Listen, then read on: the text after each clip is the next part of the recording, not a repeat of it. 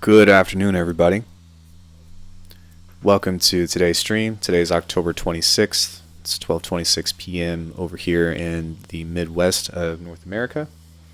And we are going to do some sound design today and kind of cover a couple of things. There will be a dedicated tutorial for what I'm going to show you here in a second at some point.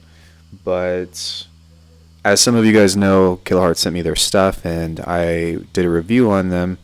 And they sent me a reply on some stuff regarding Faceplant that I didn't know was possible. So I kind of just want to show you a live application of that today. And then, like I said, at some point, we'll take a look at doing that with a dedicated tutorial. Hopefully that won't be 80 minutes long. So yeah, before I do that, you guys know this is probably, I try to only do this maybe once or twice during the stream, but if you guys get a chance, then please check out all of this stuff over here. That's my music, PayPal if you feel so inclined to donate, Patreon where I upload project files almost every stream now, or just random content that is hopefully useful and not just like exclusive behind the scenes, because I really don't think that anybody cares that much about that kind of stuff. It's like, I don't know, I don't really know what people want on Patreon, but I would like to know. So yeah, the most important thing though is the Discord, which you can find right here. We have an ever-growing community of people that are just really awesome and really enjoyable to have conversations with and talk about music. Some very knowledgeable people in there aside from myself. Not saying that I'm the most knowledgeable person, but we do like what we do, and we all share the same passion. So with all that out of the way, let's go ahead and do some sound design. So someone was talking to me about doing a collab, and I have been working on a couple of things, but I haven't really found anything in particular that I'm like, yeah, I think that this is what I want to send. Hey, what up, Tony? So let's just go ahead and dive into Faceplant. So if you guys watched my review, then one of the things that I mentioned that was particularly quote-unquote a criticism was that the filter types on here were only selected to these 7. And one of my wish lists was that you have like more complex filter types like Serum does. But little did I know that you can actually create your own filters within this themselves, and you can automate everything within the plugin. So let's go ahead and take a quick look at that. Typically, if you guys have seen anything like my super filter or whatever, then what you would normally see is I would pull up something like a FabFilter Pro Q3, and I would do something sort of like this, where I would probably have something like a bandpass, 2 notches. It was like, still, like it was a compliment of like, hello people that are going to enter their future success, so it's welcome. And maybe one day electronic music will enter that scene, but I'm not too worried about that right now. I'm worried about making cool sounds. So what I would do is typically have an EQ like this, where I'd be automating something here in 2 notches. Maybe I would have a bell that comes up and down like this, and then I'd have to go and automate all this externally, which this looks really pretty and is nice to look at. But you can actually do that with Slice EQ. And this. So if we open up the window here and we hit this filters tab, then whenever we start adding things, we can go into, so I guess that there's no band, 1, 2, 3, 4, 5, 6, there's no band pass on this, but that's okay because we can automate that. You get a filter on here, which is absolutely insane. And not only that, but the slope is automated. You can automate the slope as well, which goes all the way up to 96 poles. And it's mid-side. That's so crazy. Yo, so alright, so we can basically set something up like this and boost this. This also works as well, so I am automating this with my trackpad with 2 fingers, so you can mess with the resonance like that. Then we can go on here and click a double notch, then we can take another one, and then for our bandpass we have to do a little bit of extra work, but that's not really a big deal. So check this out. We have a boost. Let me give this just a little bit more resonance. And 2 notches. A low pass. And a high pass that can all be automated within Faceplant. Is that not Tell me that's not super cool. Tell me that's not crazy. It is. And what's even cooler is that when you look at it through this window, whenever we start automating these things, you'll notice that it will move in real time. So it's not so static like that. So let's go ahead and just draw in a complex thing right here. I'm going to hold shift what I want. Maybe it's command. Oh my god, make your own stereo smile pass. What is a smile pass?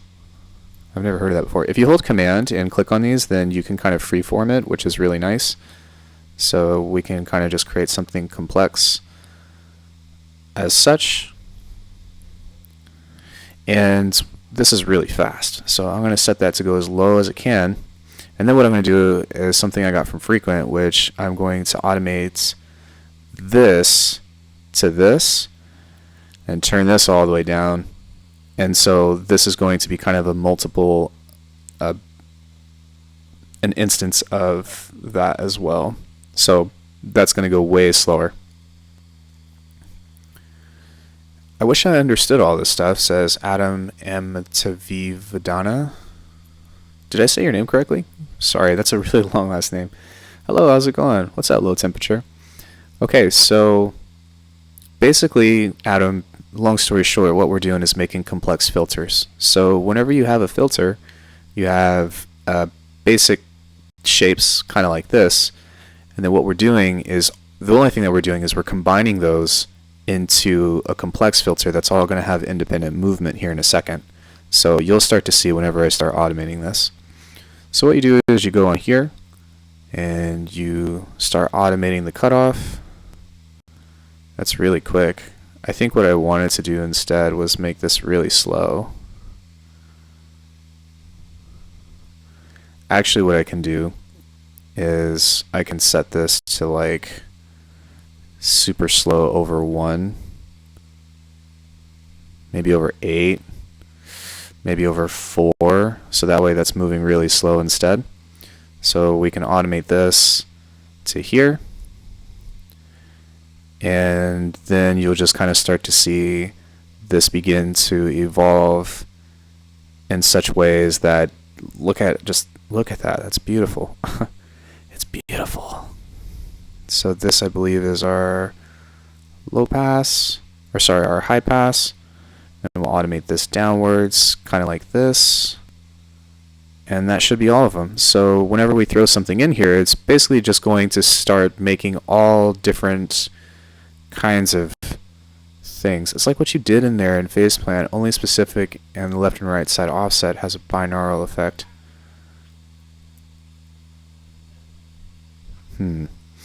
Interesting.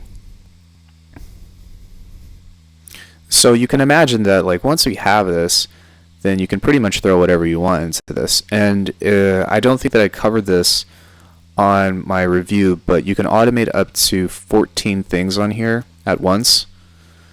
So we take a look at this, and then you can basically see that this has a look at that. Oh man, it's kind of mesmerizing. It's beautiful. It's like poetry. Anyways, so yeah, you can stack filters on top of that, but let's go ahead and create some kind of thing.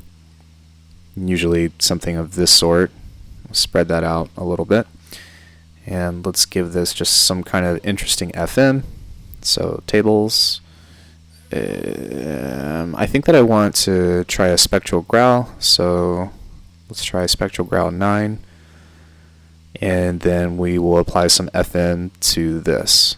So, wait.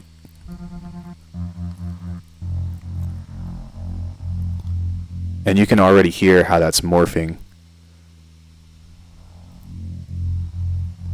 That's freaking cool. So let's add some distortion to that, because obviously we need to bring in some high-end crunchiness to that.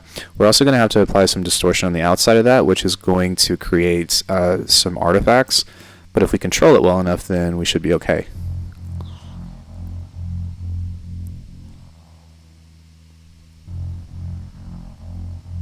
And then let's just make this go just a little bit faster.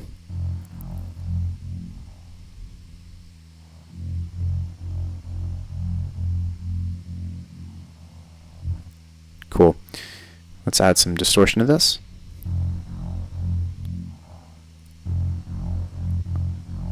And as you can tell, because this is cutting so much, we're going to probably have to do quite a bit to bring back some of the higher end on that, even if we pump this. So just kind of bear with me for a second while I work on this.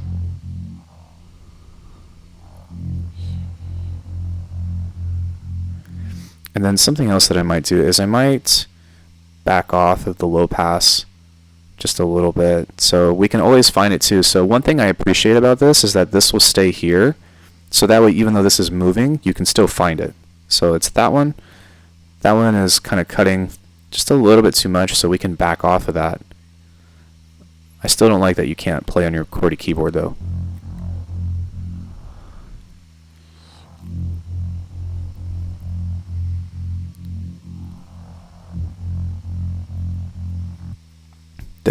Distortion.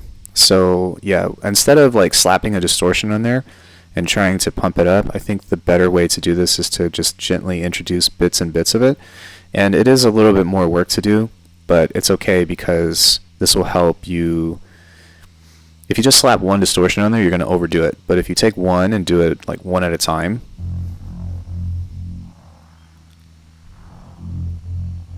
then that'll help you kind of build a little bit easier. So let's try a fat trader, and I might substitute this one.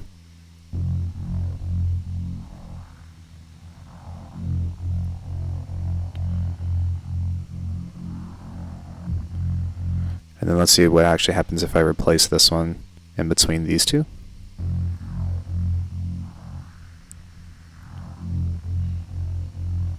Okay, I'm going to take this one out. And at the very least, I'm not really too worried about all this because I know that an OTT will help bring a lot of this stuff out. So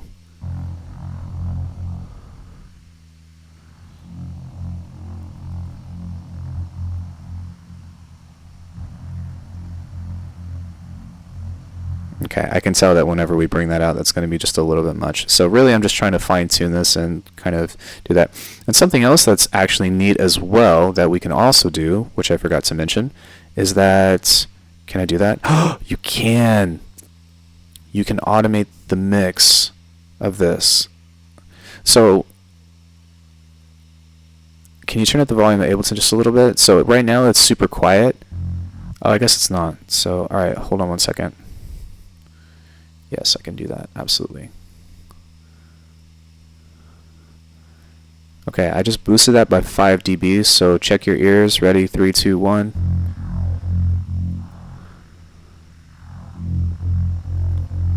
I think I can push maybe 1 more dB out of that without that going into the red. Let's try 1.5.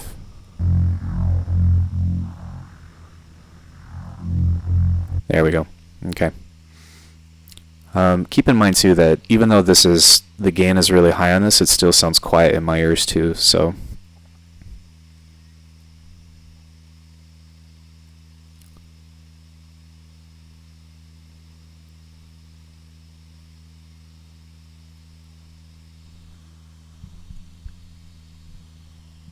How's that?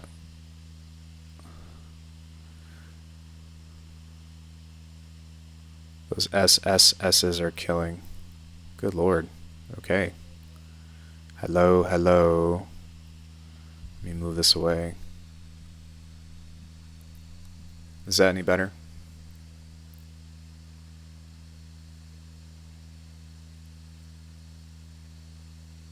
Hopefully that fixed it.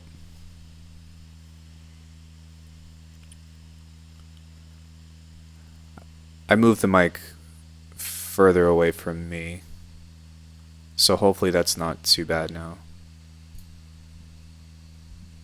Okay, yeah, sorry. I did have the mic super close, so.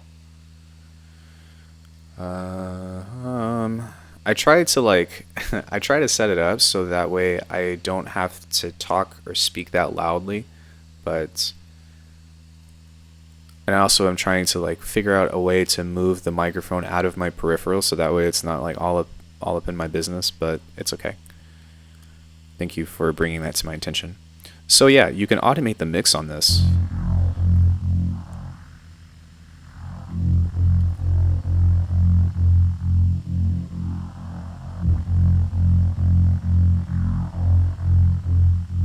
which is pretty freaking cool.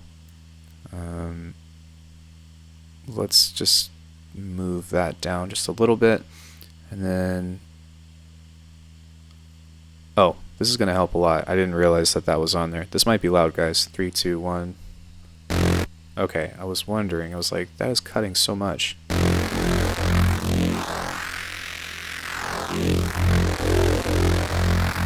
Okay. I forgot that we put an EQ on that other thing, so we can back off this quite a bit. I was like, wow, really? That is super quiet.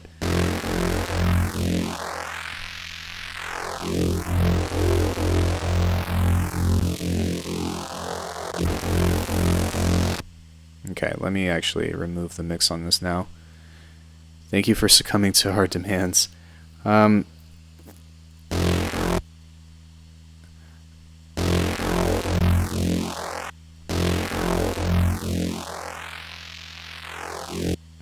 I was gonna say, I was like, I knew that something was going on with this, so there we go.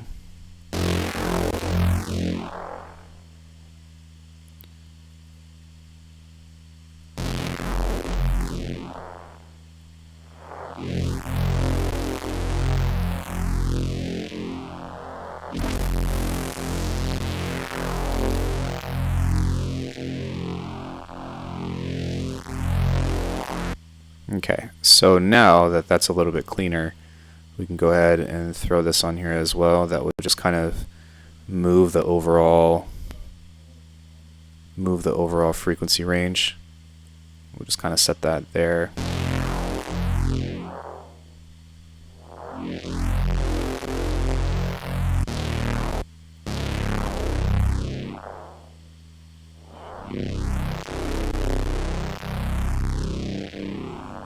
Hail, not the Nazi stuff, but like your greatness. Thanks, but I don't think that I sit on anywhere. I think that I'm just somebody that really likes this stuff and likes to geek out on it. So yeah, this is a great way to kind of throw this on here. And the cool thing too is that we can actually option this and duplicate it, so that way we cut after the distortion as well. And look, it's the same thing. So you can pretty much collect or make your own filters. Mic adjust. You can pretty much make your own filters out of this, which in my opinion is actually a lot better than what Serum has to offer. So that's pretty freaking neat. And then on here, what I can also do is we can adjust the resonances of these. So if I go here, like which one is that one?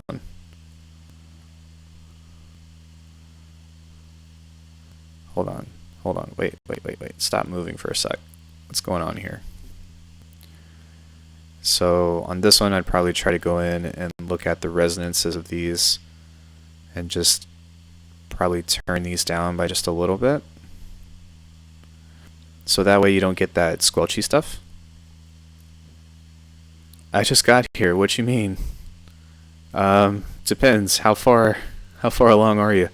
So yeah, check this out. It's so cool.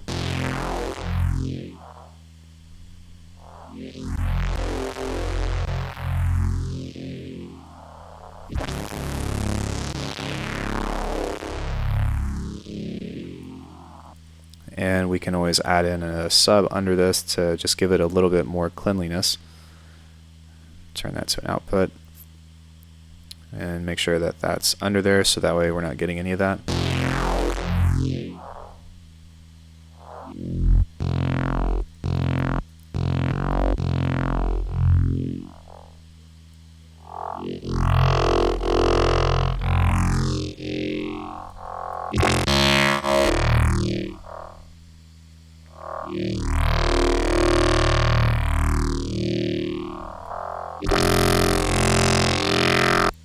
And then we can kind of go in and adjust this as well, so that way everything is just kind of, I mean, you can tune it to however you want. So it's nice that we have so much control over all of these to just make all this stuff morph, which is usually the goal of doing this kind of stuff, right? Is to just push a note and let whatever it is that you're doing do all the work for you.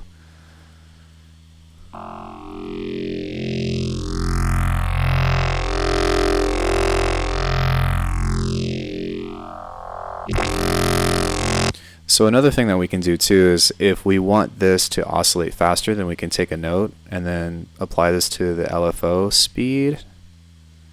That's the polarity. And we can kind of turn this down, I think. So if I play a higher note,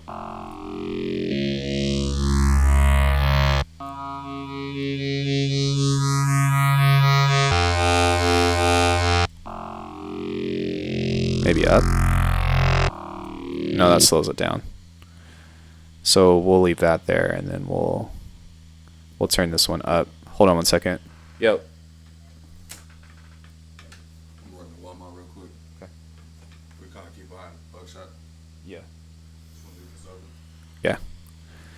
So hopefully whenever I push this, this will, if I play a higher note or I do some kind of pitch bend to this, this will oscillate a little bit faster.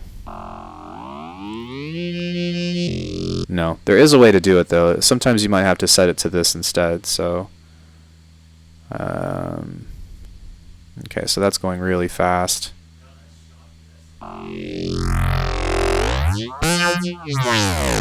There we go. I guess it works better on the Hertz thing. There is some kind of rearrangement over here, but I'm trying to, takes a little bit of time to figure out, but, and then this one probably just has a little bit too much resonance on this as well, so there we go.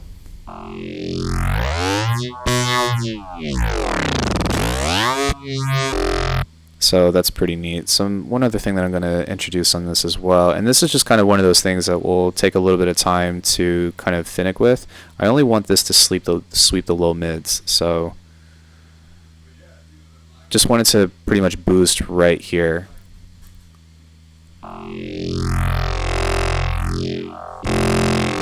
There we go. So that way you don't get that like nasty, well, it's annoying to me anyways, but that strange resonant nasally thing.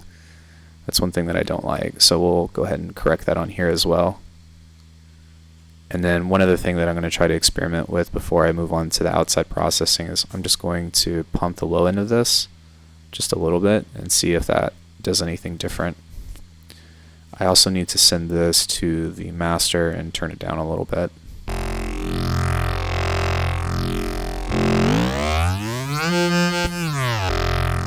And then if that's like it is like an FME bass or whatever, but we can always change that. So if we want to add more unison or whatever, then we can do that here. Or if we want to see what happens, and that's going to be scary, I bet. But we can always adjust that and turn the FM down as well, because that's quite a bit. So it's more so just about getting and searching for the right kind of character that we're looking for.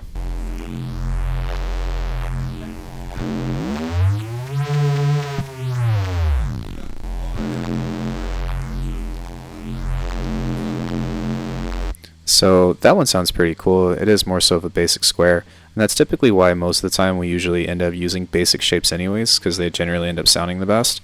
But what I'm going to do over here is I'm just going to take these and turn down the resonance so it cuts more of the sound out.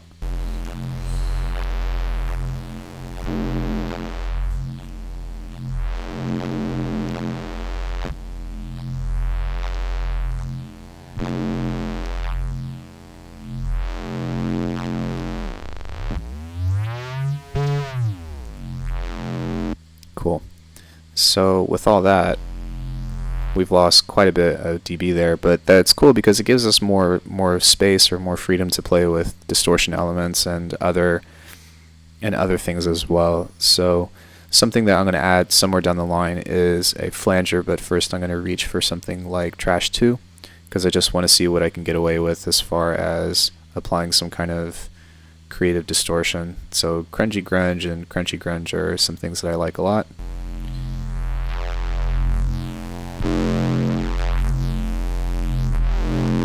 And as you can hear, you get some really cool artifacts off of those.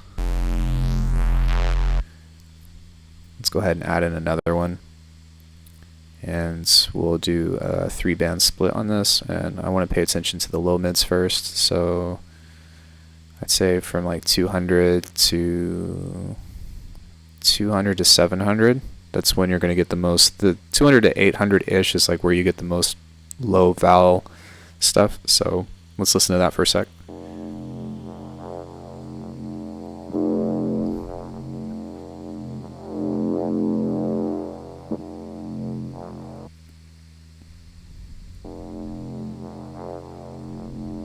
Oh, I was like, hello?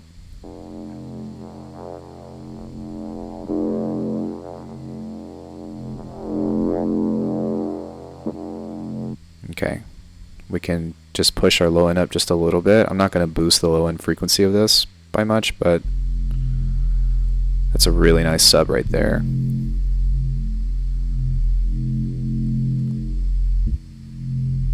But I can hear that it's drifting, so we'll need to correct that here in a second.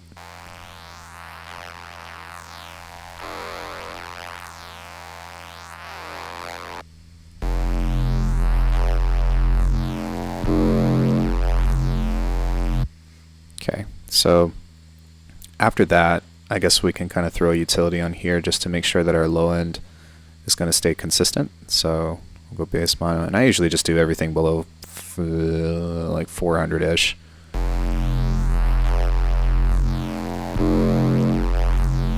Yeah. Okay, so now I'm going to experiment with throwing throwing a flanger on top of this.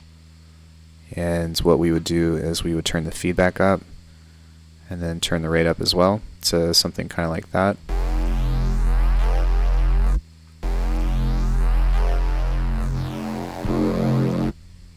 Up and down.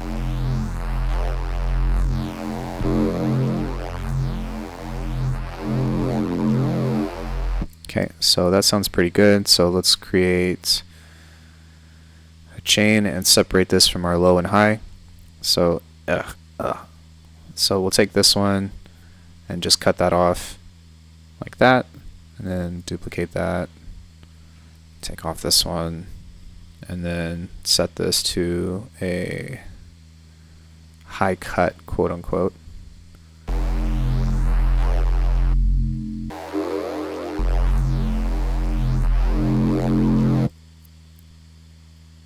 Just out of curiosity, have you already tried dispersing one of your neurobasses? I have many times. Sometimes I like it, sometimes I don't. Let's go ahead and throw an OTT on here. What's the difference between a flanger and a phaser? Honestly, they're both a series of notches, and it's just the way that it's just the shape of notch that they are. So if you're curious about that, then you can pull up an instance of Serum and go in the filter types right here, flanges. We'll look at a flange plus, and if you click on this, you'll see that this is the shape that has, as far as, because a flanger and a phaser are essentially filters of some type. If you go on here and you look at a phaser, we'll go on phaser, we'll keep it plus as well. Then you'll see that it's more so just like a peak notch, and then you'll see that these are the shapes that they make, but really that's the only thing between them.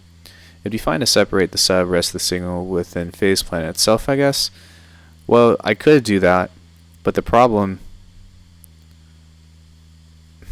I could do that actually, because this is going into the master.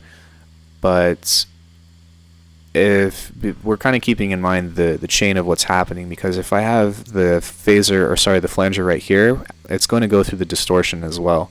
So I wanted this to kind of come after that, after everything, if that makes sense. So I'm just trying to be mindful of where I am in the effects processing chain. And sometimes it does sound good to send the flanger through there, but sometimes you, like I said, just be mindful of it, and it's usually okay.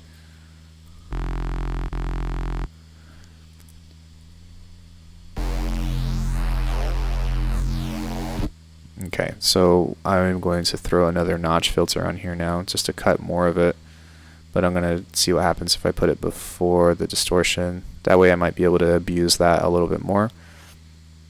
So we'll just set this to slow, like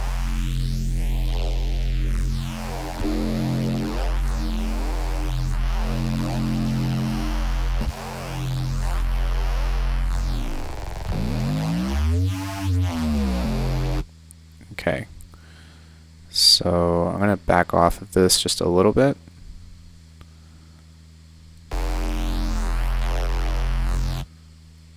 Cool. And right now all we're doing is just creating some chunk. So there is a lot of movement within this, but it's not going to be enough to create something interesting. So I'm just kind of creating the pre.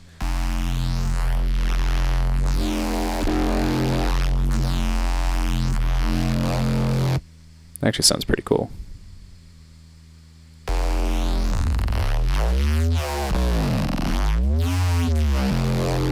Okay. But I have a few dB left to get away with, so maybe instead I'll back off of this a little bit and then use a limiter instead to pull that up. We can also use a what's it called? A glue compressor as well, but I tend to like the way that this is colored a little bit more than the glue compressor. To me, it's just a little bit cleaner.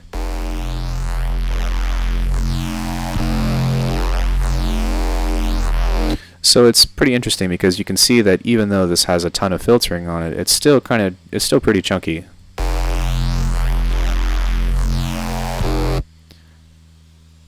How do you correct that bass drift on the fundamentals? Same thing happens to me with Respace. Like the fundamental dips and rises by 8 to 10 dB, or is that not an issue? It depends on what the context of that is, but what I did to fix it in this case was I threw the bass in mono right here. So if we actually, I can do it through here. If we take a look at what's happening whenever I play this over on a stereo imager and we just solo the bass, you can see that there's consistency here.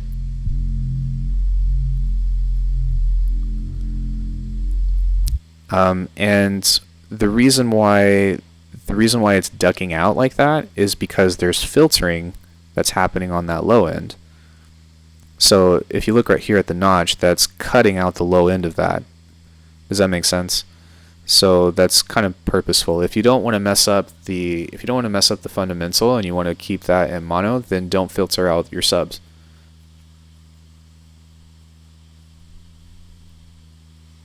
Does that make sense? Hold on one second.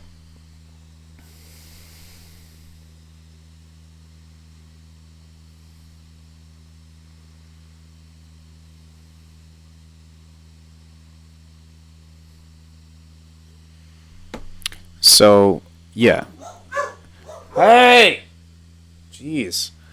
So you can essentially get away, or you can essentially just be mindful about what this is filtering, but I'm not really too concerned about all of this stuff right now because I'm really just trying to create tonalities out of it, and really I'm going to end up destroying it here in a minute anyways. But, I mean...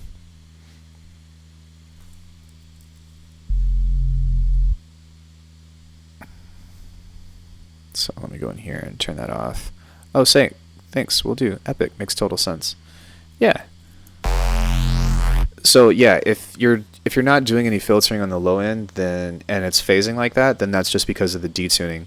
So that's part of the reason why, for the most part, I try to have a solid fundamental, even if I end up taking the sub out under here, which is right here, that's going straight to the master, because that helps it give, it's actually going to do two things. One, when you do your phase oscillation with pitch bending, it's going to accentuate that, and two, you're giving yourself a solid fundamental that is sitting in the middle. So even though that's going to phase, whenever you set that up with your utility or whatever stereo imaging plugin you have, it's going to help solidify that just a little bit more.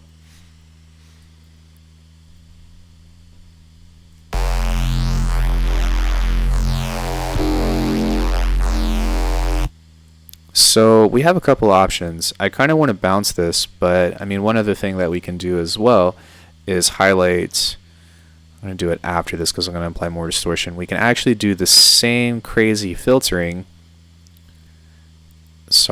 with a slice EQ on here as well. So it's freaking crazy. And what's even crazier is, like, it's not available right now, but I talked to Kilohertz and they sent me a message that they're going to update multipass with multi-stage envelopes pretty soon, or it's at least on the way. I don't know when exactly it's coming, but to me that's pretty freaking cool. Oh, rad, didn't see you sent the sign directly to the master. Yeah, I know that's getting kind of, there's a lot that's getting kind of, sorry, complicated at this point, but yeah, that's why if you, for whatever reason, just feel free to ask, because I know that it's easy to miss stuff on here. Okay, so there's a couple of notches that we're going to cut from here. Yeah, that looks good to me. That filter technique is just, damn, he says. It's, yeah, it's pretty sick that we can do that. So yeah, we can go in here and we can draw in some LFO stuff here. I'm just going to make this go up just a little bit and set retrigger to on. And then can I, how can I change this to be unipolar? I don't think so, but that would be nice. So I guess I'll just give this like a general designated area that will kind of be around there. So that way this is sweeping between all of these that way. Then we'll do the same thing here. And we'll sweep this downwards. Kind of like that. Oh, we don't actually want that one. Sorry. We'll sweep this one here. Kind of upwards. And then we'll cross them over here with this one. Kind of like that. So everything is moving in sync, but we can kind of set that to be relatively slow, kind of like that. And that's cutting a little bit too much of the sub. Actually, no, it's not. I forgot, because this is only affecting the mid-range. But look how nice that is. That's pretty sweet.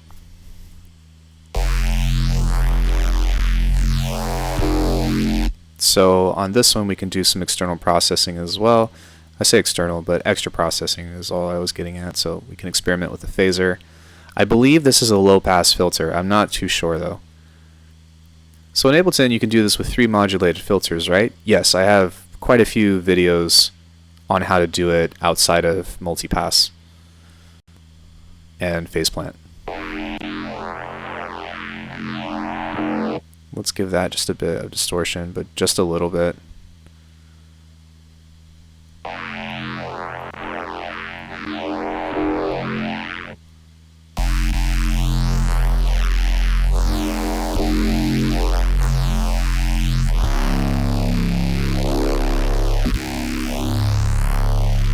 And then I'm going to change the resonance of some of these because I want more cutting. I want this to kind of be just a little bit wider on here.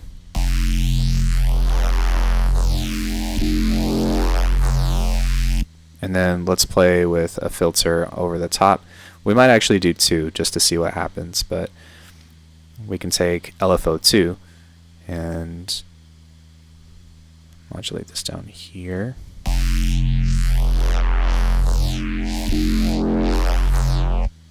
Okay. There we go. And then I'm just gonna push that barely so that it barely touches the top.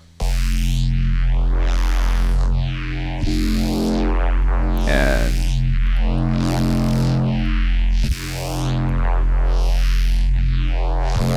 that's some really nice movement now.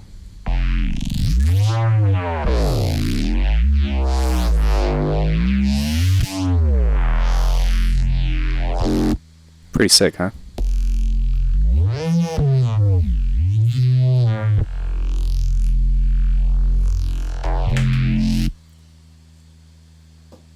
Go lay down, Buckshot. Go. You're in trouble. Go.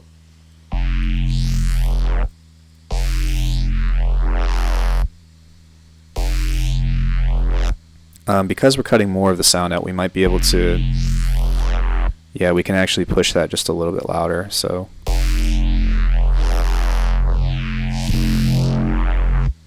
Pretty nice. So we can freeze that, duplicate it, turn that one off. Some people get in the habit of soloing this. I'm just like, turn it off, so that way if I unsolo something, we can just it's easier. It's easier. Look at that. That looks nice. So yeah, if we want to process this some more, then we can turn that down by quite a bit. Then we can add another notch on here. auto filter, kind of like that, and automate that, say like 2, whatever.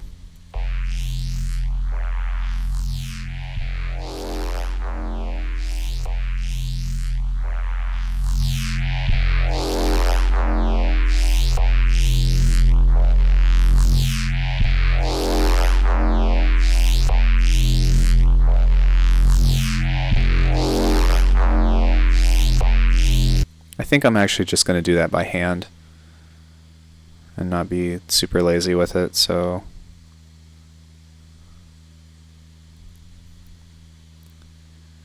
we'll kind of cut that here, go here, like that.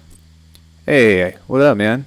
I see that you changed your icon. Looks good.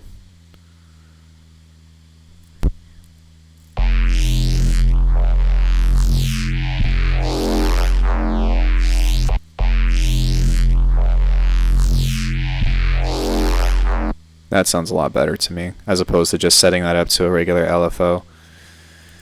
Duplicate that, turn it off. And now we've got this awesome chunky, like that's nice right there.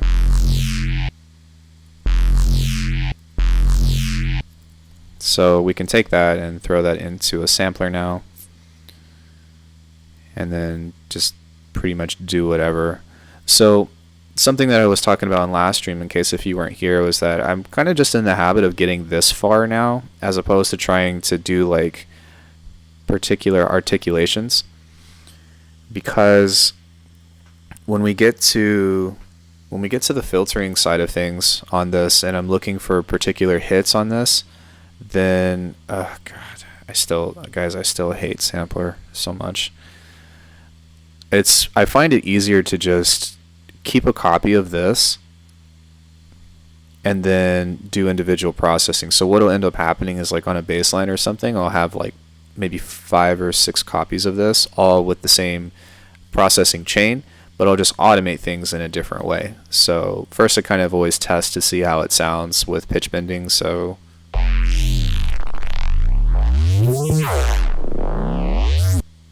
I think that's going to sound pretty good when we cut that again. I want to set that to this though, and we can always just find a spot that we like if we want that to repeat. So we can always just kind of take that, and there's kind of a dip in the sound right there, so that might be good. Set that loop point here, turn the snap off, and then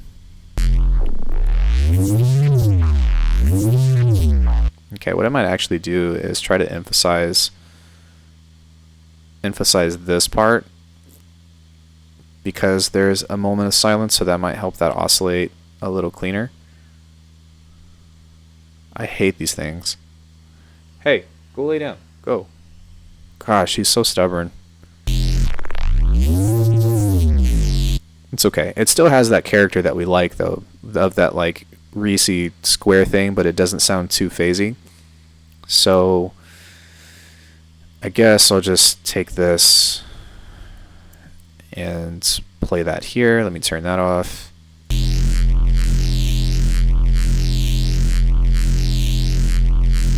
Like, that sounds pretty good. So we can really just take some other filters now and do different kinds of...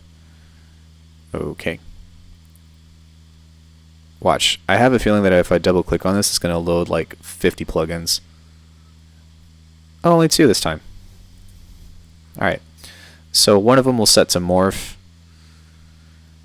and we'll just kind of listen to how that sounds.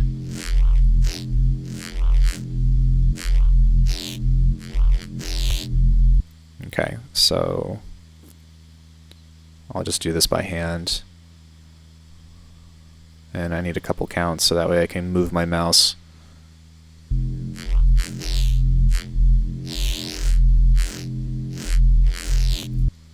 Cool. Then what I'll do is I will make a copy of this and set one to a a low pass.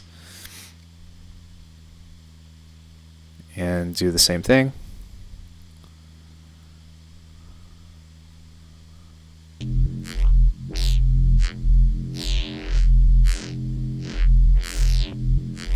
And I wanted to just be a little bit more meticulous with this one. I'm also going to be meticulous as well with this one because I don't want to cut too much of the sound. I'm going to try to keep it like maybe cut no more than below 120 hertz, but it's okay. If we make mistakes, it doesn't really matter.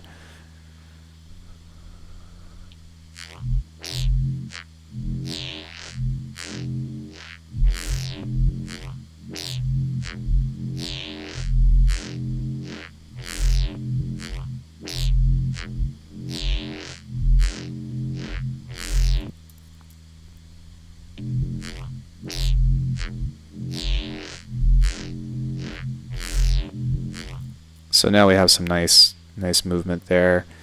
And we can go into our mixing effects. We can throw an OTT on this. And then start it from here. That sounds pretty good. Let's go ahead and throw a saturator in there.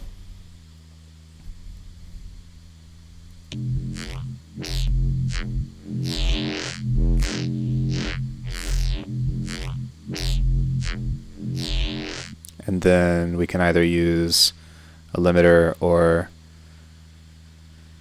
well, whatever really. That's a cool movement right there though.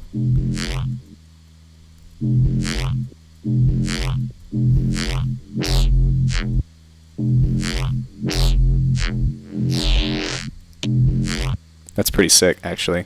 So yeah, and then we can kind of just play with the transposition on here. So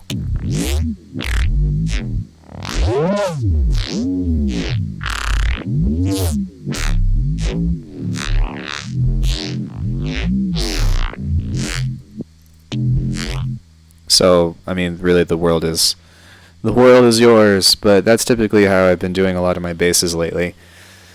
And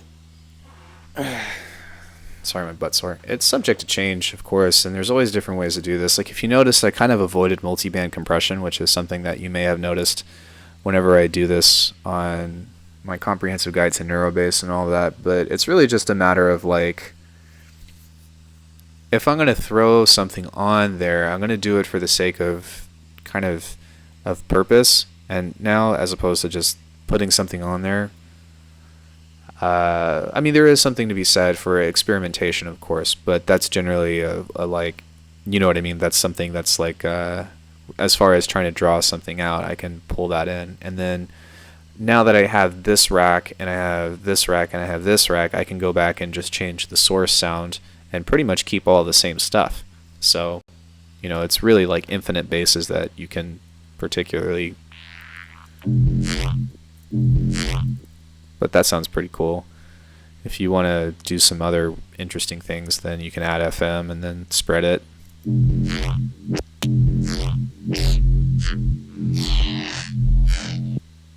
But typically whenever I do quote-unquote Reese's, the number one thing that I try to be mindful of, which I didn't achieve that here, but the number one thing that I try to be mindful of in this particular scenario is I try to make sure that when I pitch it up and it oscillates faster, that it still sounds good.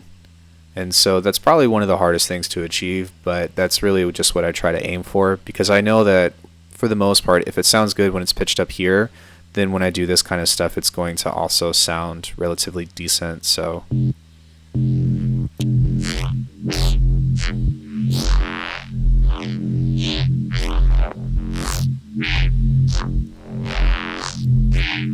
sometimes whenever you do this as well, like if you just take an EQ,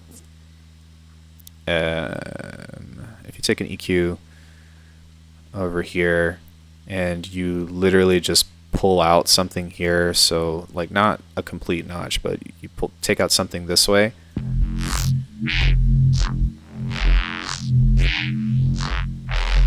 sometimes that can help. And the thing is that right now the problem like with getting too far into bass design is that you're only paying attention to one specific sound and you have no idea how it's going to be used in context.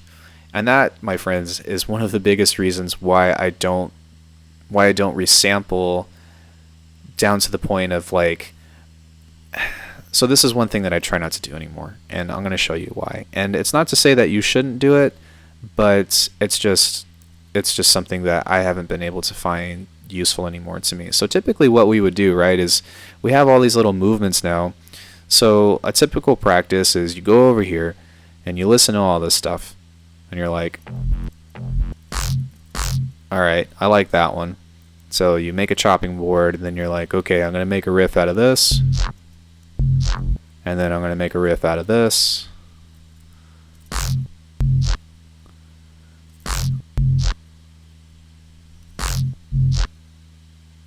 And then you're going to, I don't know, just, I'm going to, okay. So 3 bass sounds, whatever. Let's make a riff out of that. And then you'll sit here and fiddle with this like a trial and error thing for freaking ever, or you'll do it worse. Like this is a 2-bar loop, but what some people do is they'll like draw this out for like 10 minutes and then try to find the best ones. And I'm just like, oh my gosh, like no, it's too much work. So instead of trying to shoot in the dark like this, what I'll actually do is I'll go back here and I'll start making a tune with just this. And then if I want to accentuate something, then I'll start to apply all of these things and I'll see how that sounds. I did that or showcased that yesterday in yesterday's project file from a song that I've been working on.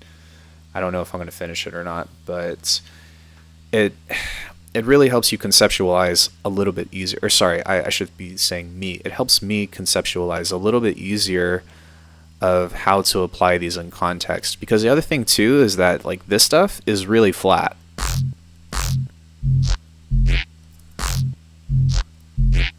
And even though it is a direct sample of this, like when you try to throw drums over this, it just doesn't, to me, it doesn't inspire me at all. It doesn't inspire me to do something interesting at all. Now, these can be good as like effect bases and stuff, but I myself have never had success in making a bass line this way.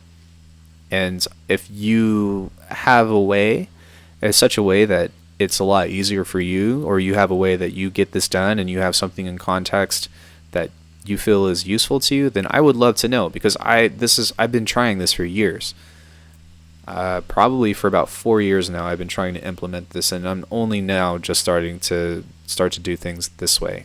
So like I said, if that's something that you can do and is useful to you, by all means, then go ahead and do it. Is this a waste of time? No, of course not, because maybe when you already have something else or something already kind of comes in, you can just pull from this and be like, oh, I'm just going to use this as an effect base or as like a little hit or whatever.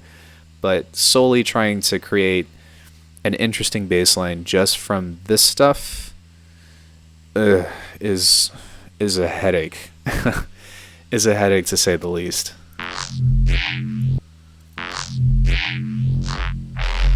Like, it sounds cool, but that's kind of just my 2 cents on creating bass lines from just samples. And technically that is still a sample, but this is just a chunky waveform that we can kind of cut individually and apply in context and also in time. Because if I have a drum beat that's at 87 or whatever, and I want this to kind of swing, or I want this to be whatever, then it's just a little bit easier for me to figure that out. But what I would throw in my sample folder is this, because this is like a chunky source. And it's interesting because if you look at some of these sample packs on here, like BHK, so if you guys know anything about, well, sorry, not anything, but if you guys know the drum and bass like sample world really well, like this is one of the most respected sample packs that's out. But if we look at these Reese's, they generally don't have that crazy like neuro movement. It's all just really thick.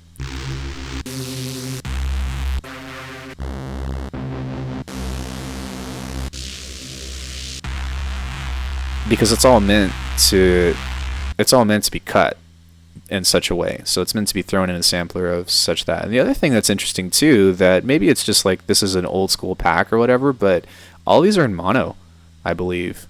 Oh no, they're not. Sorry, I lied. It sounds like they're in mono, though. Is there any difference between these? Let me warp this.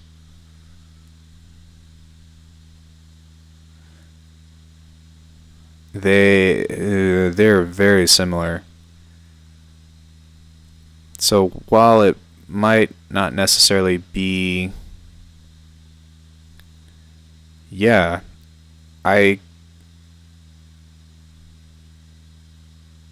it's not perfect mono, but for the most part, if you're looking at the stereo information and all of these, like, it's relatively samey. So that's funny. There is an LR channel on this, but as far as my ears go, I don't feel like the stereo information on these are any different. But you can always tell that if something is in stereo or mono because you'll either see two waveforms or one, and that would dictate what's in mono. I guess to exemplify, we can take this and go over here. And this is probably stuff that you all already know, but it's just good because I never know who is watching my channel. So,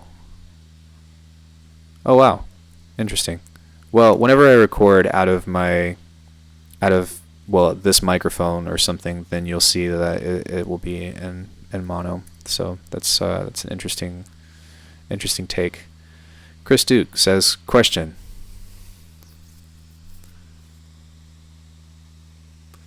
Hey, stop eating the couch. What's your question, brother? I'm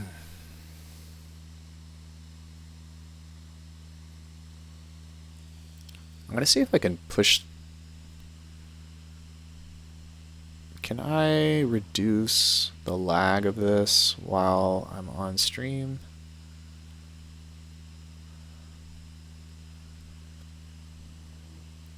Excuse me. I can't. Okay, so I'll make sure to fix that next stream to see if I can turn the latency down a little bit. What I am going to do, though, is I am going to... I live with Rick Ross? Huh? What? Let's take this. So I believe that this is what we... Did I? I think.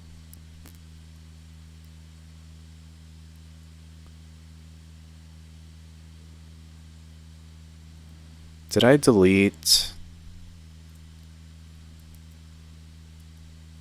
It seems like I did. That's fine. Mike Jones? What? What are you talking about? So yeah, let me throw a portal on this now, and we're going to resample some other things that's not necessarily like, how do I say, it's not necessarily going to be used like as a baseline in mine, but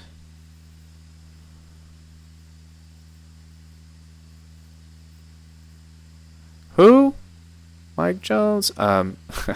But yeah, we can use this as effects and stuff that will still be within the realm, so this will help us build textures and stuff off of the source. So sometimes these things can help you bridge and create interest within the baselines themselves. Why should it be that when I hover over an audio clip in Live 10, I don't get the little square volume fade grabber thingies to appear on the waveform? It could be that you're hovering over the title and not the actual box, because if you put the hand over it like this, then it won't appear, but when you click inside the box, then that should be there. Dragisa Boca says, push F to see fades on the clips. If you turn the keyboard off and you hold F, yes, he's right. He's right. I don't actually have that issue, so I just always leave them on, but that is an excellent tool that I didn't know about. So hats off to you, Sir Dragisa. How to activate fades in Live 10? Are you trolling? Bruh, are you trolling? Okay, so now let's just go ahead and throw Portal on here and just create some interesting texture thingies and just see what we can get. So let's see, I'm going to start with pitch first, and let's try this one. Drone shifter sounds pretty cool too. Oh, that sounds freaking tight.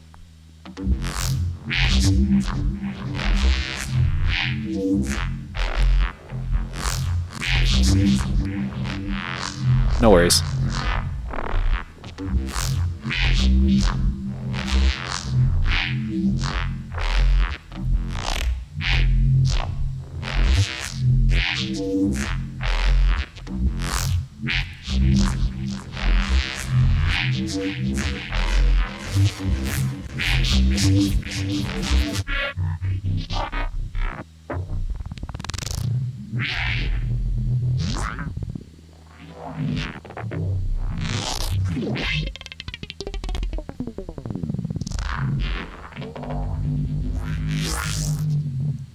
I'm coming from Cubase worldview for the last decade and change, learning Ableton because tons of folks would be easier to mentor than eventually collab with. Totally understand. Dude, I started with Cubase. It was very regretful. I'm not saying that Cubase is bad, it's not for me.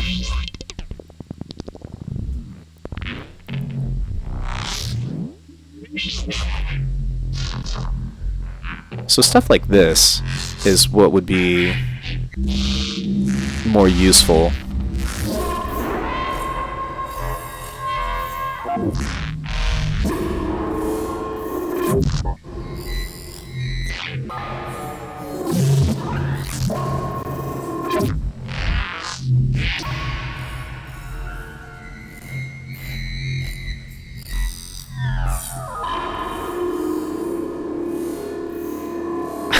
This is so tight.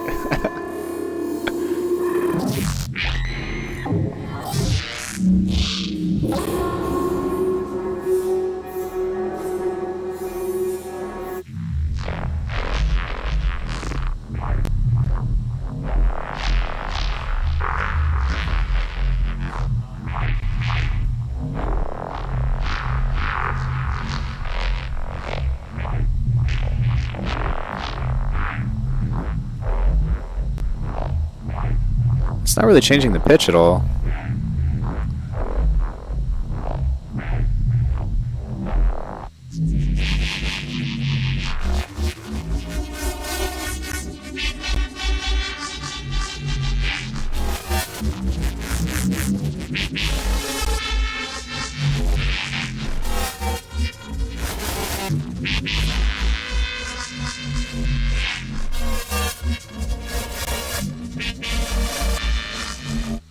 It's pretty tight.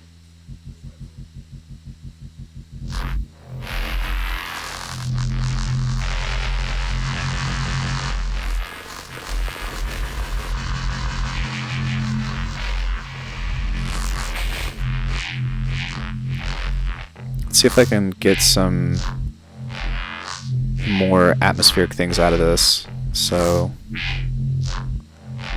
glaciers.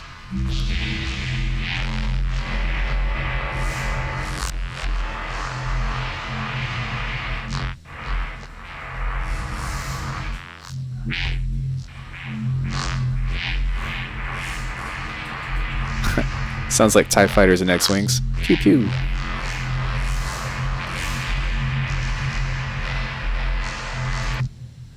Cool. So, with that being said,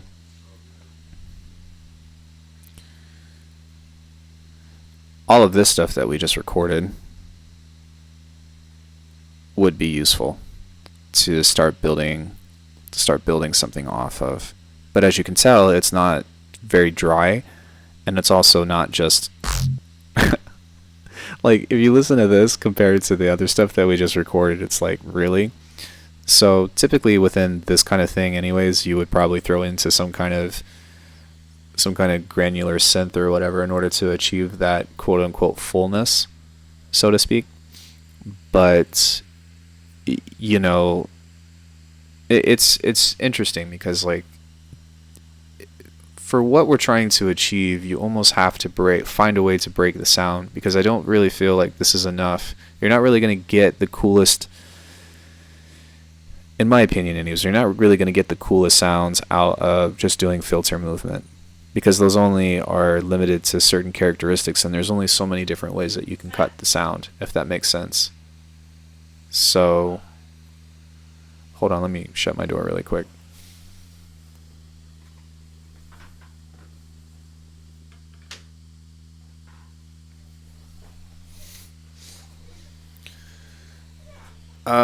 And that could be just a limited understanding of my sound design. I found that typically, like, whenever you do crazy filtering and stuff like that, it doesn't really give you all of that you want. Or if you do want a really powerful bass, then you actually need to do just a little tiny bit.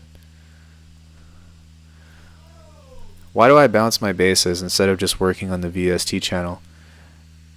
Because there's no way to control it, because there's certain things that I've captured that are going to be too difficult to implement within the real song. Whereas on here, I would bounce it. And if you're talking about why not just like stack this, for one, it saves me CPU, but the other thing that is important is that there's certain characteristics that I'm only going to be able to get through actually resampling. But as I spoke earlier, whenever I get to this point and I do drag this in, then I would actually leave this in VST form and then articulate certain bass hits within that. But when I'm just trying to create effects and all that stuff, like I changed the presets so many different times on this and did so many different filter sweeps that were repeating over 2 bars. So I'm able to get a lot more audio content, as opposed to just leaving one channel on or duplicating this and having multiple instances of Portal. But because so much of this stuff sounded good, now I can kind of take this and then start to combine it in different ways to create different interesting, to create interesting textures. Because there's no way that I can synthesize this with whatever you're about to hear with purpose. That's so tight. So yeah, but there's so much of that stuff in here. Like, even that.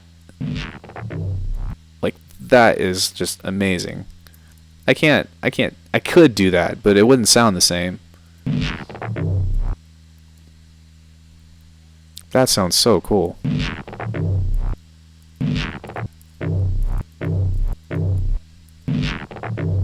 And if you notice, it moves from the left channel to the right, so I'd have to throw that in mono, but just the overall characteristic of that is just amazing.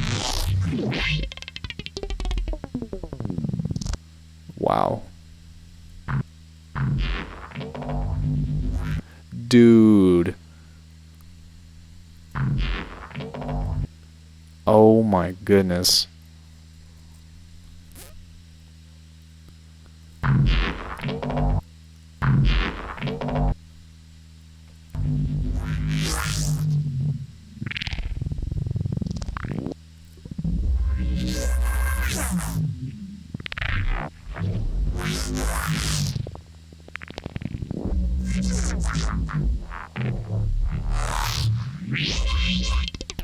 Yeah, like even if, and it would still come out different, to be honest. Like even if I took the processing from this channel to this channel to this, it would still, like, for whatever reason, maybe because of the phase or whatever, but it would still come out different. And that's still, like, it's not to say that it's not okay.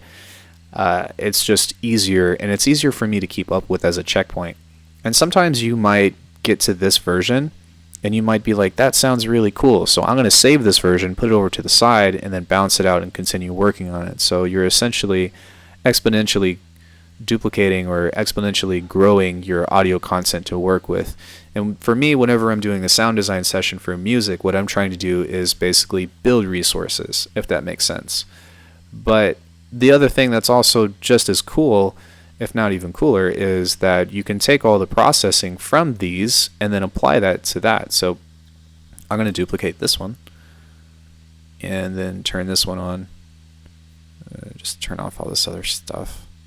Actually, off, off, off. So we drag this over here, and then I'm going to unfreeze this and group this.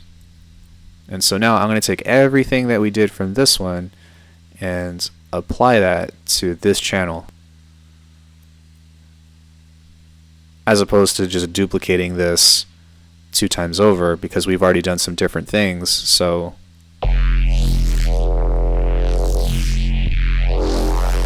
you don't ever really know what you're going to get. I should probably turn that down a bit too.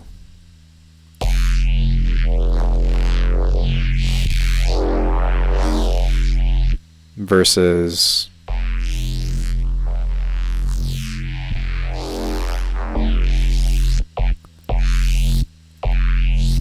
got it. Working with just audio material instead of mini clips opens more creativity, IMO. To be honest, if you work with an Ableton, I think that, like, just for me personally, I think that working with audio is one of the biggest advantages compared to any other DAW except for maybe Bitwig. I believe, in my opinion, just my opinion, that like every DAW can perform the same functions, right? But it's about how easy it is to perform the specified task that differentiates them. So, right, workflow, right? I think that's a fair thing to say. So with Ableton in particular, it's very easy to do. It's very easy to set up processing chains because of the setup that it has on here, and it's also very easy to work in audio. And those are 2 things that is important to my own workflow. FL Studio, however, has a lot of really awesome MIDI functions that you can do. Like the MIDI layout of the keyboard, or sorry, the piano roll, like has it so that way you can set up chords and all that stuff. Ableton does have a thing called the Live Enhancement Suite that's free, but it's a pain in the ass to set up, and I still haven't figured out how to get it to work properly. But even still, like, that's an extra step that you have to take as opposed to just having FL Studio, because it will like draw chords for you and it will do lots of really cool things within the box. There's some really cool features that FL Studio has as well, that you can kind of time warp audio in real time. See ya, Dragisa. Thanks for stopping in. That you can do in real time, and it will like stretch and shorten out the clip, which looks pretty cool.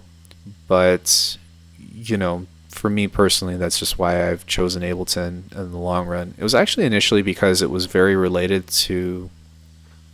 related to Machine, which is what I started off with before I even bought Cubase, with the drum rack, and, you know, you can tab and launch the clips and stuff. But then I was like, you know what, I need a timeline. And then I guess as I continued to grow, I started getting more comfortable with working in audio and chopping. And here we are now. Now I just make really weird stuff that I hardly ever finish. It's still fun to do. So yeah, resampling is a breeze as well in this, and that may or may not be easier in other channels or not. But yeah, so we made some really cool textural atmospheres that I think sounds fairly amazing. Like, even that is just like, you can build a riff off of that, you know? Assuming you put that in time.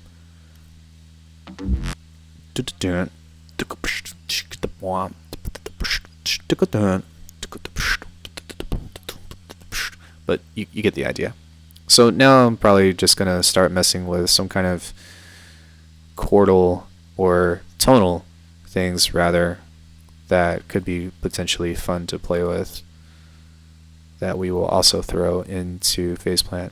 So if you guys haven't joined already, you should consider joining the Discord. I know that I mentioned it at the beginning of the stream, but I don't know who's in here right now. The select few who say hello and talk to me, thank you so much. I love the interaction, and I appreciate all of the attention that I am whoring right now. But for those of you who might be lurking, that's totally fine too. But please check out the Discord because there's some really amazing musicians in there, other than myself. I'm not saying that I'm amazing, but that are just really cool and very interesting to talk to and have a conversation with, to say the least. So the reason why I'm bringing that up is because there is one person in particular who asked me to collaborate, and we were kind of exchanging ideas of different songs of reference tracks, and so I kind of just wanted to create some kind of something interesting for him and say like, hey, here's some stuff, play with it and see if you can come up with something interesting for it. So yeah, let's create some kind of chord now. I think that I'm going to try a pad, a very simple pad.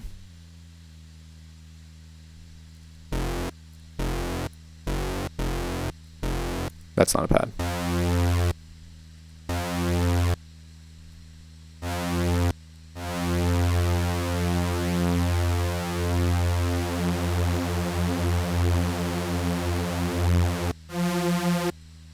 Yeah, let's apply a filter. Also a high pass as well.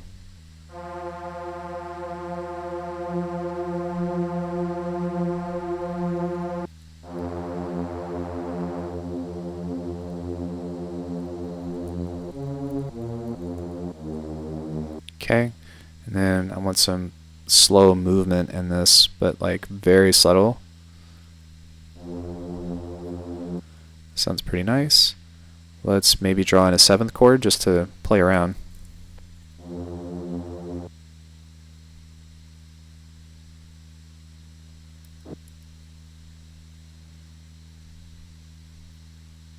Legato. Okay. Spread it out a little bit. 1, 2, 3, 4, 5, 6, 7.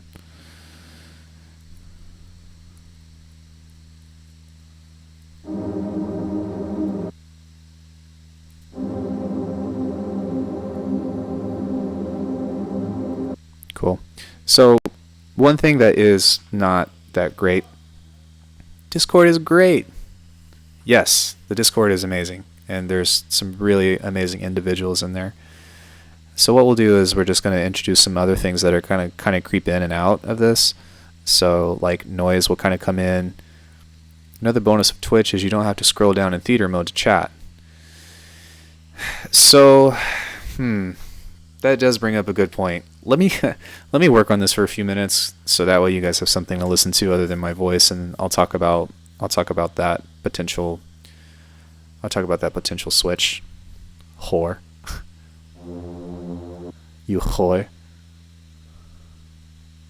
Let's make a new group. Link to what? The Discord? Just type in the Fox Den. I better put that as search because you're going to see this before you hear me say it.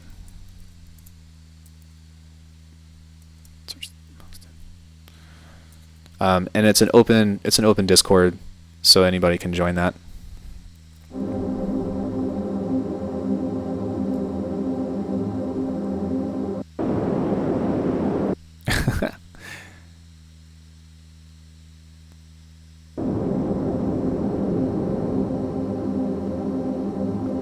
Let's put a filter on this so that way it's not just like.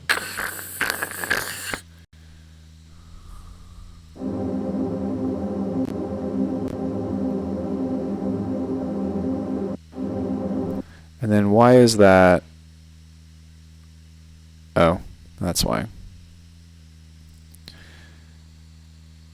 It's listed beneath the Spotify link. Thanks, Calvin. And then let's also make a new group as well. Oh, sorry. One thing I'm going to do is I'm going to put an LFO on here. I'm going to put this to sync, and then we're going to make this to like 24 by 4. And this is just going to kind of automate the volume. Yeah, I guess we can do it here. This will kind of just automate the volume of the noise because I want it to be real or super airy. And then something else I'll do is maybe just mess with this just a little bit. and kind of turn that up ever so slightly.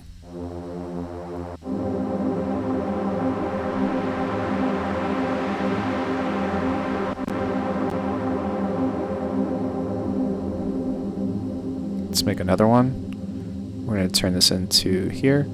Sorry, I need to make a new group.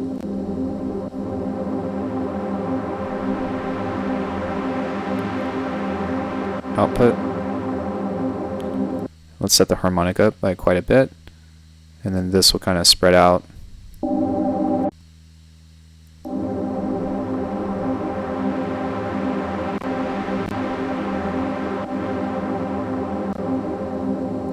And then I also kind of want to automate something here. And to me, pads are all about automation, really, of just slow evolving thingamajigs. So we can pull this up a little bit and have that kind of creep in a little bit.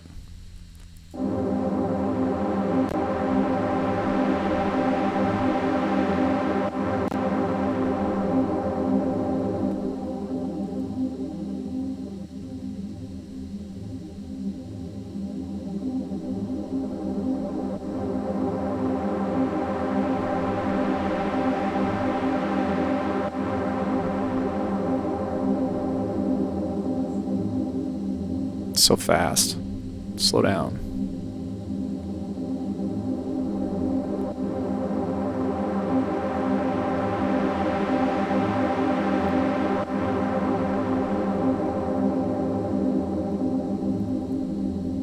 Okay, so now all we need, because that's actually still super dry, which is nice, but let's go ahead and do this now. And this will make all of our dreams come true.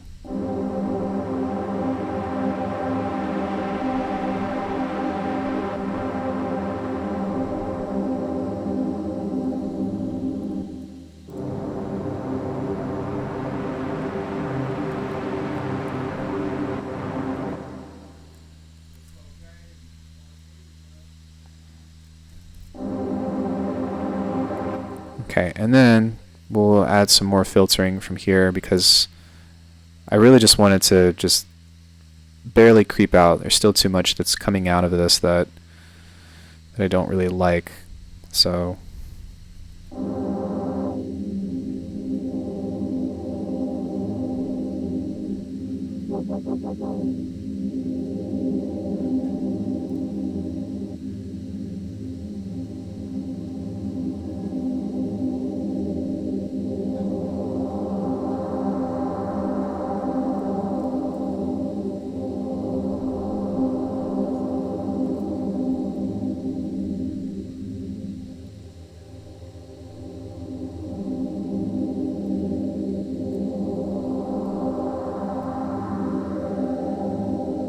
that's nice. Okay, so let's find a different chord.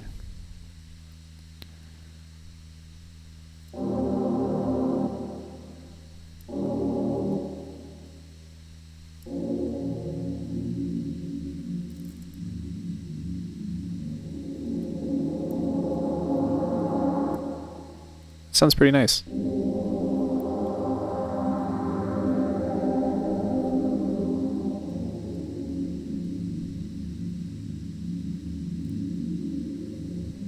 That top one was being accentuated too much though, so we'll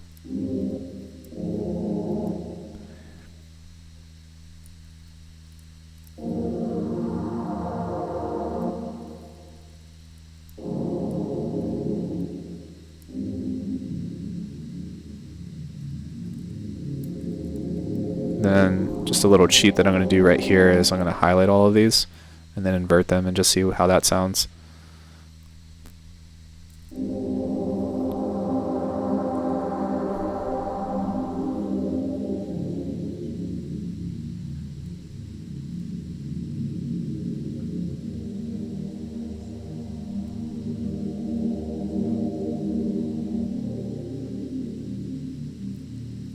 No, but it doesn't quite work, but it is a means of place of exploration. So one thing I'm going to do is I'm going to make this just a little bit quicker because so much of that sound is being wrecked. What is this set to? Oh, okay, that's fine. So much of that is being taken out of the rest of the chords, so I'll have to try to find a happy medium between that.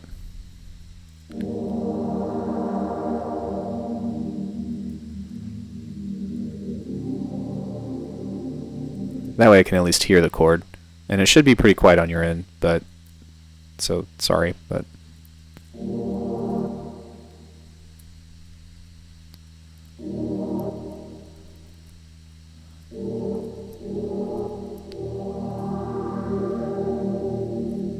it's too happy.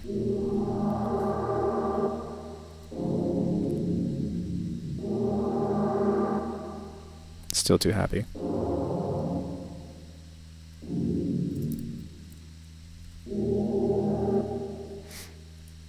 Chords are not my strong suit, guys.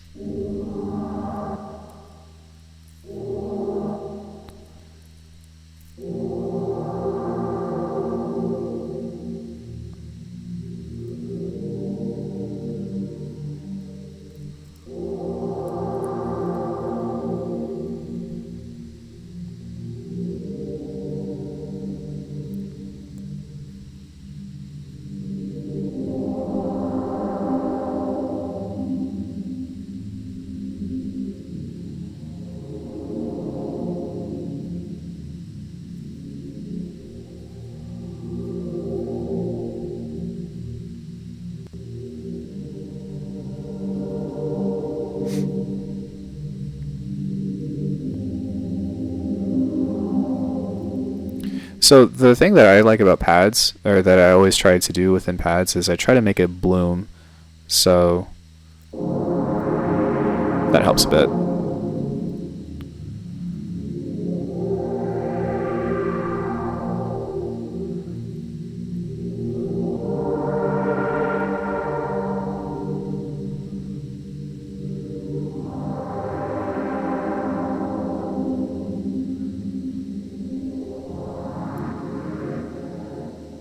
And I want that to be probably, that's 1/4, let's make it 1/8.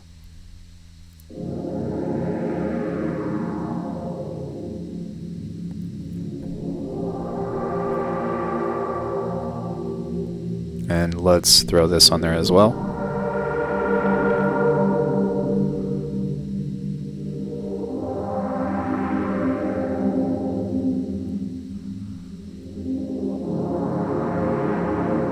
Actually, let's do this one instead.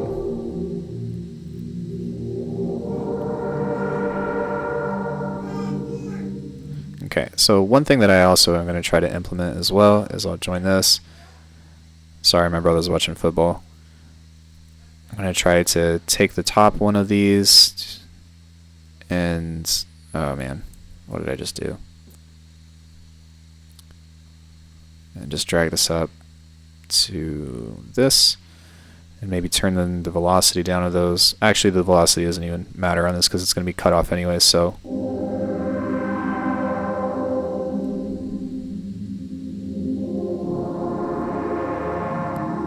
that gives it a lot more emotion.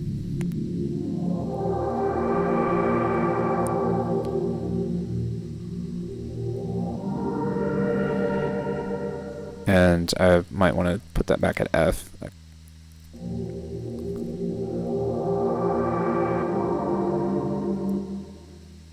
Maybe something there. Oh, that's not supposed to be there.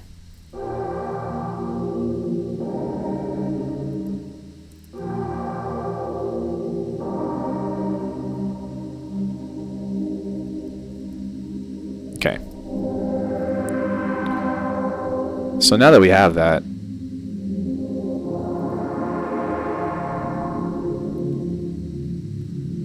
now we can have fun.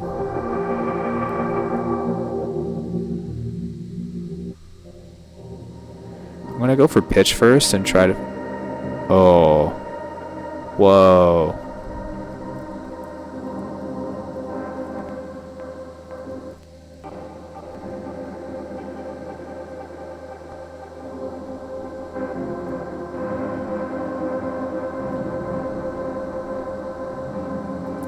Oh, no wonder. I was like, what the heck?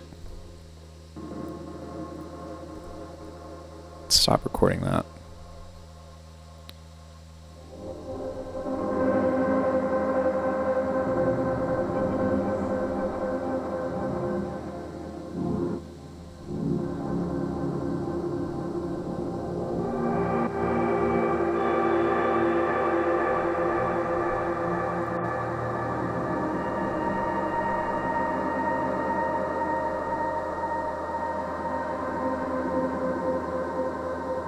What am I looking for? Pitch. There we go.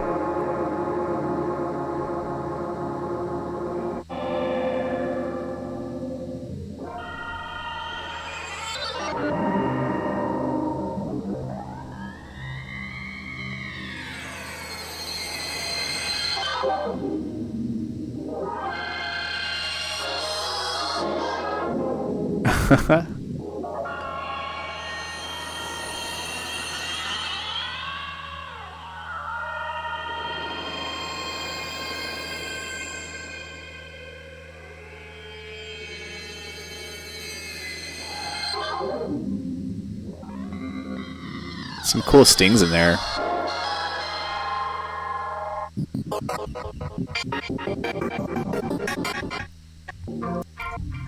Ouroboros. Complete global saturation.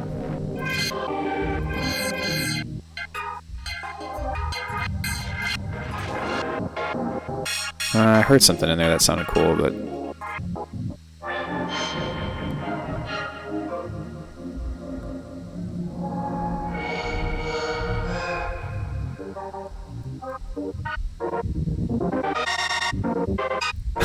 that's tight.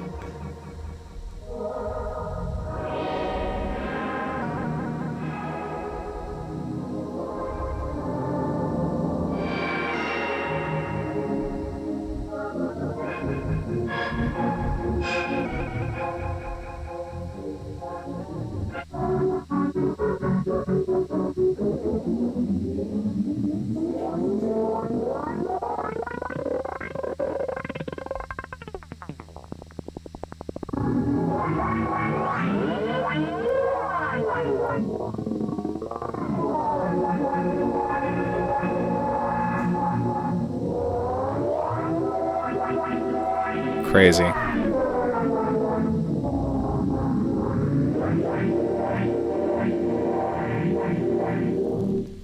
Okay, so that's pretty cool. Lots of stuff to get lost in, which is pretty much the idea of doing this kind of stuff. So what I'm going to do now is I'm going to go in here and delete these. Delete. And I'm going to come in and make my own. So let's go here, initialize. Actually, we can probably build off of this one because this is usually the parameters that I want to work with. So I like to change the pitch in octaves, but I'm going to set this to minor seventh for those chords because usually a seventh will work pretty well. And then we have some multi-stage envelopes that I'll adjust accordingly and set that to slow bar. Then we have the macro one set up to change the grain delay time, the density. This is randomized, by the way, but the reason why it's all synced up that I find that it's better is because if I find something in here that's rhythmic, it's going to be applicable. So I'll be able to kind of throw that within the host tempo of this, which will be a little bit more usable, because sometimes when you do regular granular synthesis, it doesn't always, it's very difficult to kind of conform everything to the correct timing of your tune. So yeah, the purple thing is also set on the retrigger, which I think that I'm going to probably push that up a little bit faster, maybe 2 bars at the lowest. 5 bar? No. Dude. Okay, whatever. We'll just do 1 bar. That's fine. There we go, 2 bars. So that way it will go relatively quick, but we'll set that to 1/16 at the fastest, and this is how quickly the sample will reset itself when it's playing. So I'll take a look at some of these effects. I think some of them are on. So we have a delay and we have a phaser. We're going to set this to pretty low. And then is there something else that I want to mess with instead? The bit reduction could actually be pretty cool, but we'll leave that on for now and then maybe change it here in a second. So hopefully this will sound relatively interesting, but that's why we make presets, so that way we don't have to do everything from scratch. Let's listen to how this sounds and start to bounce out some other things.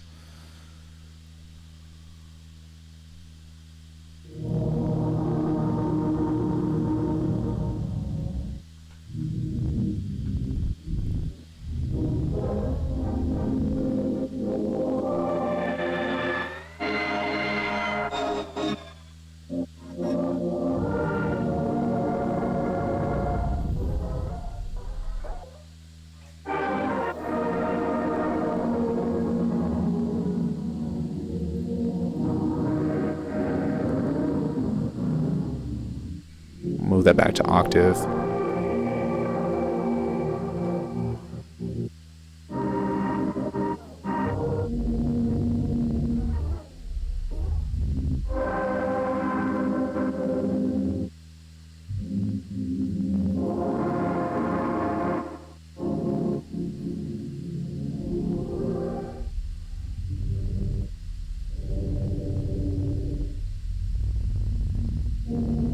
Sometimes a little bit of rumble can be nice, just to add some texture.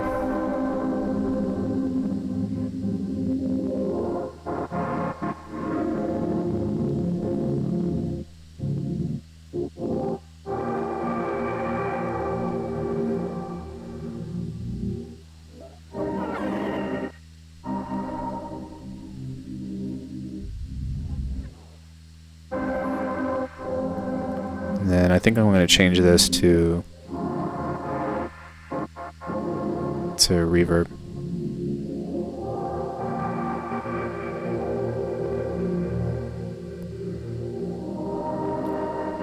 Then we will automate the dry wet of this.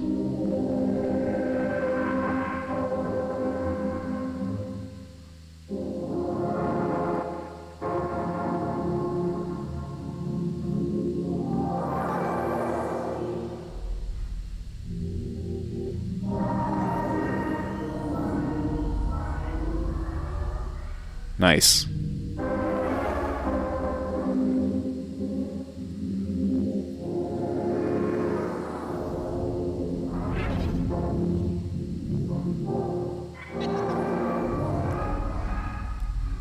I don't really care if I get something that's supposed to be musical or not. I'm really just looking for any kind of interesting sound.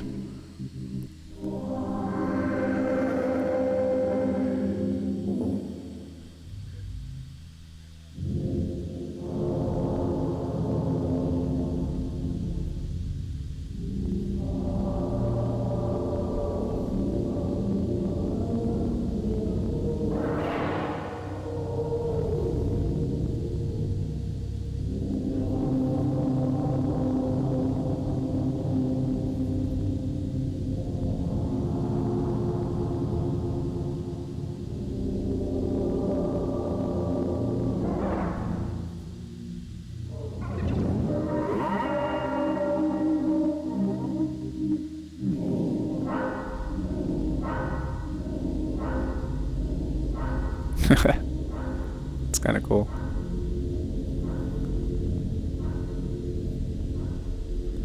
Let's do a 1:1 size.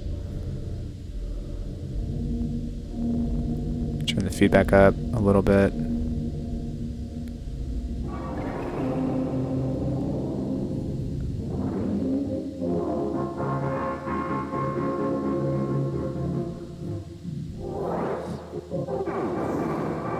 These would be like really cool like wisp sounds, you know? Like that.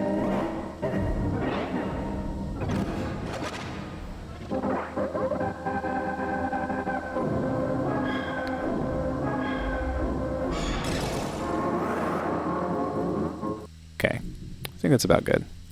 So, yeah.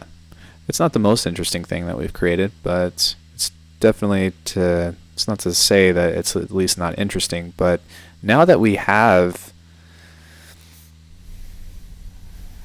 I mean, now that we have musical components and also like bass hits and textures and all that, then really it's just a matter of like putting everything together in such a way that starts to sound interesting. And if we need a solid chord progression before, we can always use that as an intro right here or even after it and start to just combine things that sound interesting, if that makes sense. So I do this almost every time. I do this almost every time. That I don't know if I'm going to do it right now per se, but hold on one second.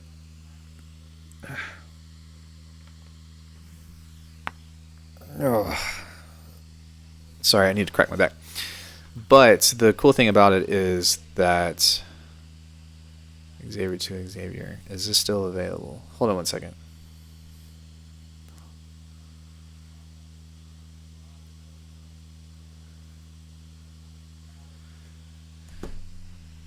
But we're giving ourselves like the most important thing that I think about that I try to do within musical sound design is to create stuff that's not only inspiring, but create stuff that's going to spark another idea. And what I mean by that is I would like to keep listening to things or keep making things that's going to potentially connect, you know. Have you guys, and feel free to answer or not answer or whatever, but feel free to give me your thoughts on this, but have you guys ever ran into something to where like you think that, or you design like a complete sound, if you have like a complete sound palette or whatever, and like you try to take everything from there and like nothing works. So I'm really trying to avoid getting out of that if possible. But part of that is also just creating stuff and opening your mind, because really I think that any sound, as long as it's clean, is relatively usable. It's just how you imagine it. But that's why Portal has been like my best friend since I got it, is just because it just allows me to just like to just take things and arrange them in such a way that's at least fun. Like, yeah, whatever, it might not become a track, but you know, who cares? It's a great way to reinvent myself and to just have fun with it. And Granular Synth is fantastic as well. It just maybe made things a little bit easier for me to find something that's relatively usable.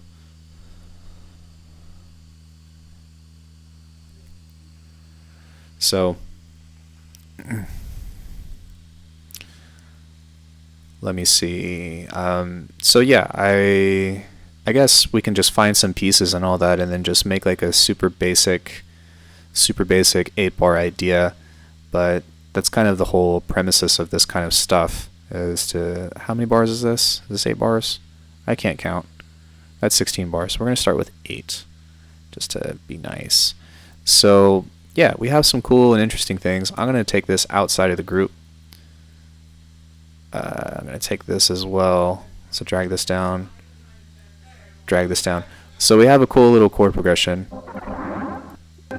Once we take Portal off, and then with this stuff we can kind of lead that into other things, and I can turn that group off. Let's actually drag that down here, and then I'm going to assign this to black. So yeah, let's just find something that sounds really cool, and then we'll go from there.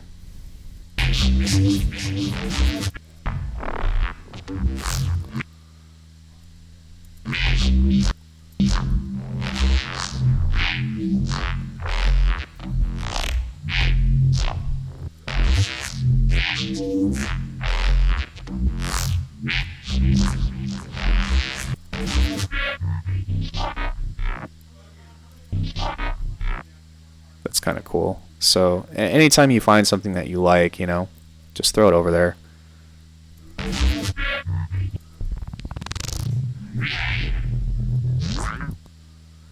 That's kind of cool. So I think what I'll do is take this part, move it.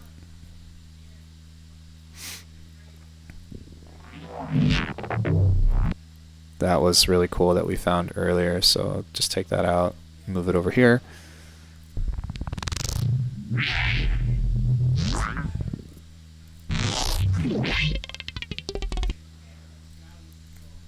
So yeah, even just with these ideas, we can kind of start to combine them in such a way that we might think sound good. And the other thing too that we want to keep in mind is that like this doesn't have to go on the same timeline. Like they don't have to be on one track. We can kind of take little bits of inspiration from this and continue to make other things.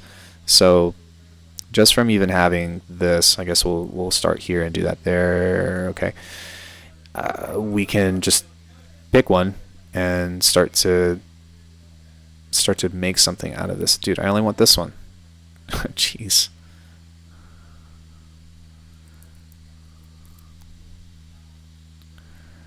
All right. So just start with something. Maybe we can go here.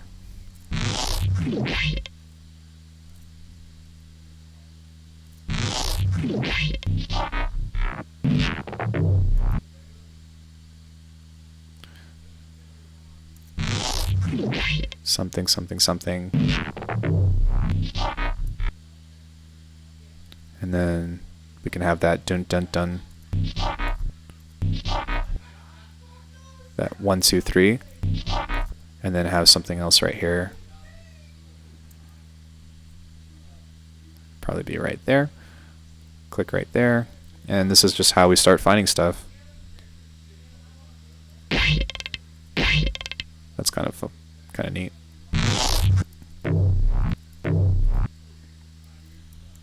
That's actually kind of cool. I might actually put that right there, like a dun dun. Wow.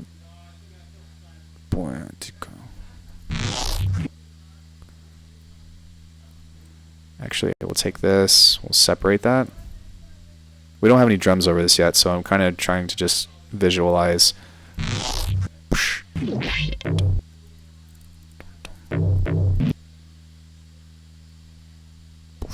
Dun dun.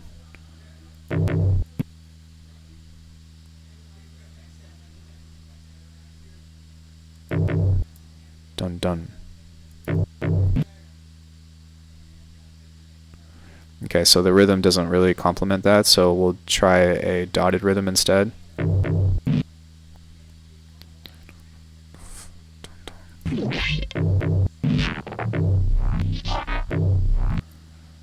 And then find something else here.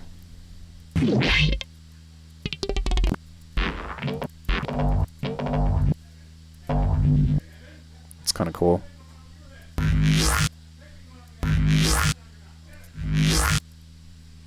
Okay, so we've started already kind of making a neat little thing that's probably going to end up sounding like crap if we threw some drums over it, but it's just starting to find ways to connect the ideas.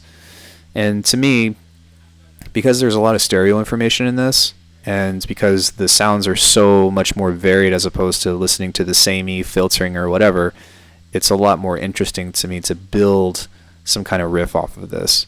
But I also have this stuff available, so I can draw from this as well. So we'll do that. Which, this sounds kind of cool, so...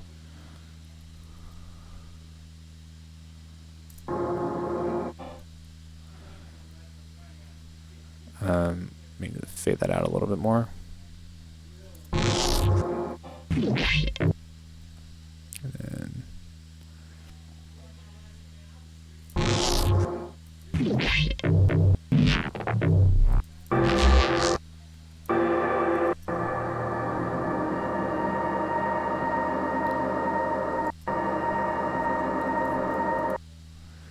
And then that might be kind of cool as like a secondary thing. So this is 2 bars. Yeah. So first bar, leave that in. Then actually I'm going to just shorten this like that. Just shorten this and then just throw a piece in there. That's going to be a lot easier for me to do as opposed to moving back and forth.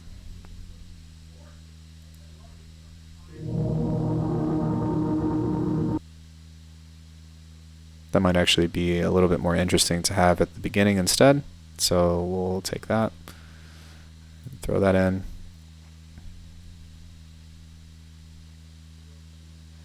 And just have that.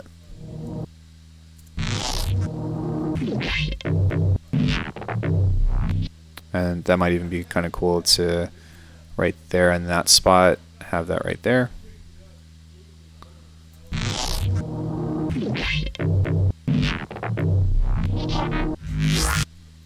Okay. So this needs to change.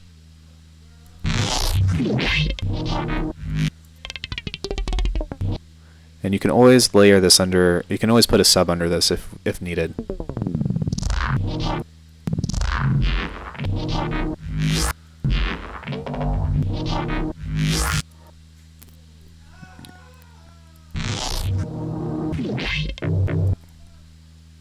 Okay, so that might actually be an idea. Dun, dun.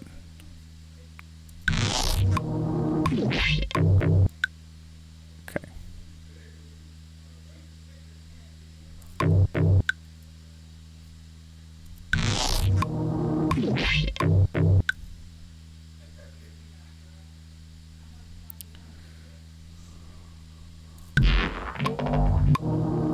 Okay.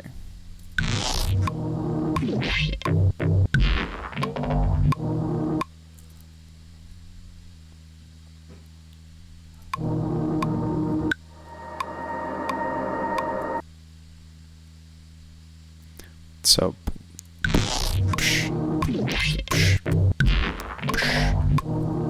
then have a fill right there, and I am not liking this at all, but it's just kind of fun to just try it, you know what I mean?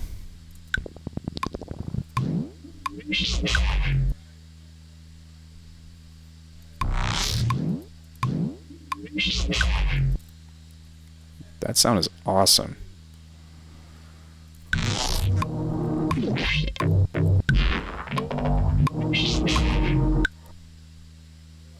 And this is totally...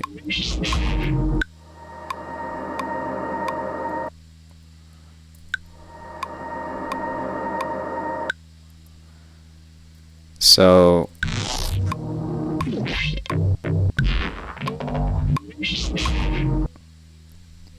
what happens if I turn this down like this?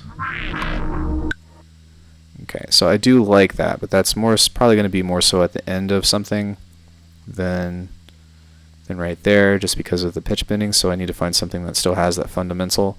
Actually, we can somewhere on here. That's when this would be useful to pull in some of these things that are a little bit more dry. So wherever this is. So some of these are just like are the fundamentals. So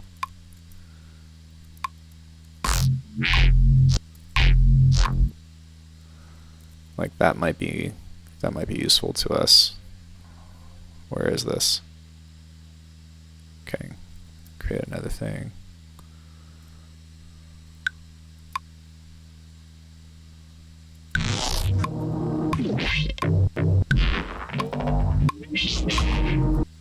I have the tendency to over-design sounds and become too attached to them. It took a long time for me to reduce that habit. I mean, like, that's part of what we do, though, right? I mean, if you're like me, actually, from the conversations we've had in the past, it sounds more so like you have a lot more musical theory behind me. But because my music theory, in my opinion, is relatively lacking, I try to create interest in my songs with two things: with impressing you with sound design, and then also having a lot of movement. So, you know, really it's just this kind of whole design thing of how we're doing all that to try to turn this into something that isn't complete poop. But, you know, that's kind of the game, you know, is just taking things and arranging them in such a way that creates something kind of interesting.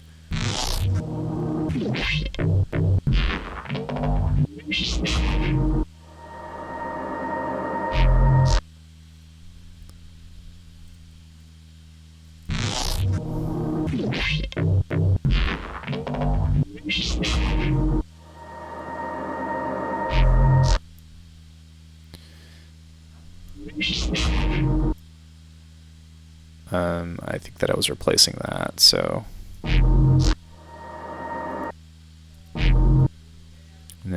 maybe we'll set this and do some kind of pitch bend, but that's a nice easy thing to. And if you notice, like, I don't even have any drums on this right now, so I'm not really too concerned with all that. It's just more so of practicing arranging. Sometimes like having some kind of rhythmic beat or some kind of other form of rhythm can help, but if this sounds good on its own and you can create something there, then really it will save yourself. Like if this is the most important part, like your synth line or whatever, or your bass line or your main section or all that, like don't worry about having to force a drum rhythm in there. Sometimes you can use that to help accent things, but I mean everything is still in sequence, you know what I mean? Regardless, like if you're editing things to a grid, everything has a sequence and a particular rhythm. So if you can make this stuff sound good rhythmically, then the drums themselves, when you add it over it, in theory should still be pretty, assuming that you have the right sample selection, should still be pretty interesting. So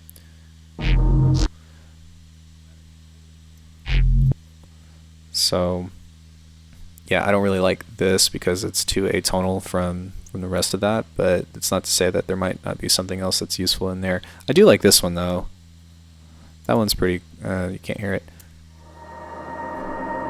That reminds me of something from like Aquatic Ambience or whatever, but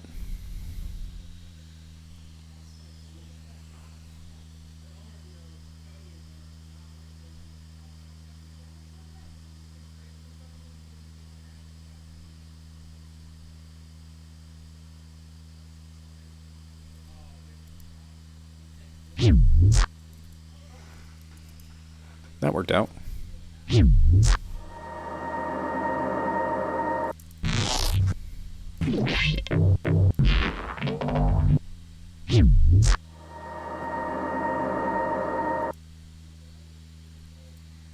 And then you can even like not have something there, so you can just have some kind of, this first two bars can be something interesting, and then this could even be something that's just like melodic in that sense, so you have like a bass heavy thing and then at the end of it it plays.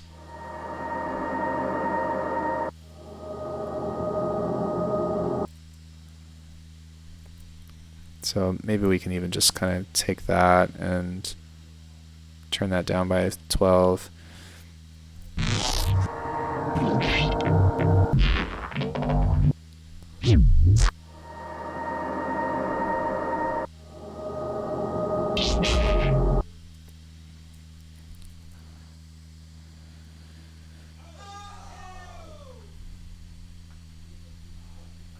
Then you can just repeat that. And then you have something to work off of. So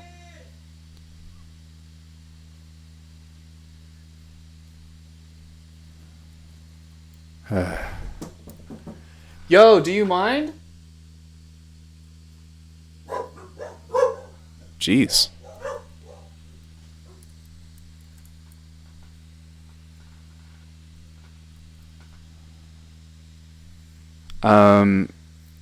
So ow, go.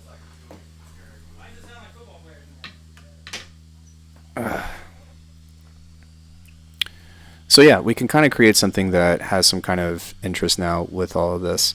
I can reach for something for a superior drummer, and I'm not really worried about the kick and snare or whatever, but maybe we can just kind of have some kind of techie thing, and we can use this, or actually that might even be better. We can just try to draw inspiration from something like Break Tweaker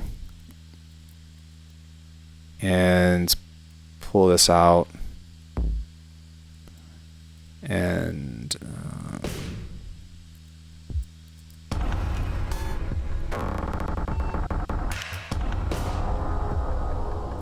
that's pretty cool.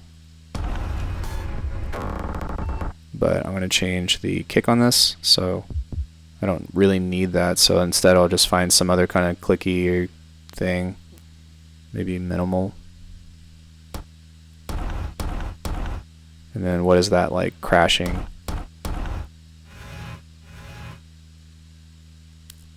No. No. No. There it is. So this one will probably switch up to be something a little bit more minimal too.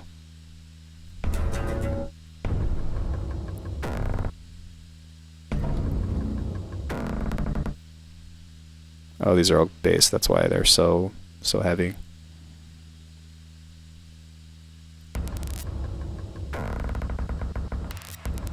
Okay.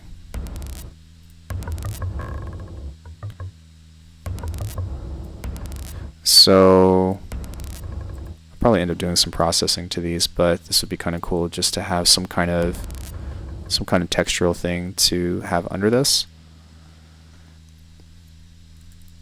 Sure. And we can freeze that. And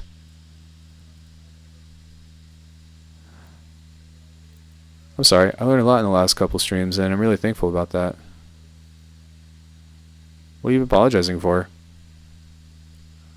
I'm glad that I could be helpful. I was yelling at my brother and his company because they're yelling at me to come out, and I'm trying to work here. Even though what I'm making isn't really amazing by any means, it's still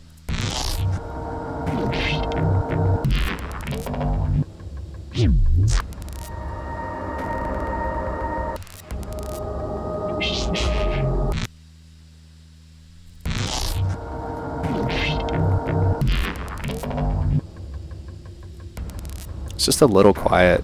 So I'm going to create one more, and I'm going to set the transients of these to, actually I'm going to do it on this. So this one is going to be 16ths like this.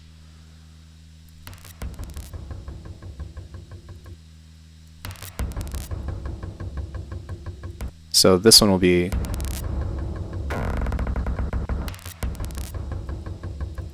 and then I'll probably set this one to like 130 seconds and turn it up.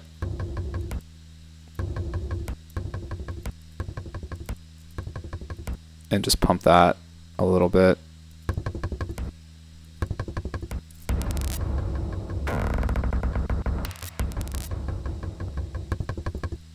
So that will be just a little bit more interesting, I think.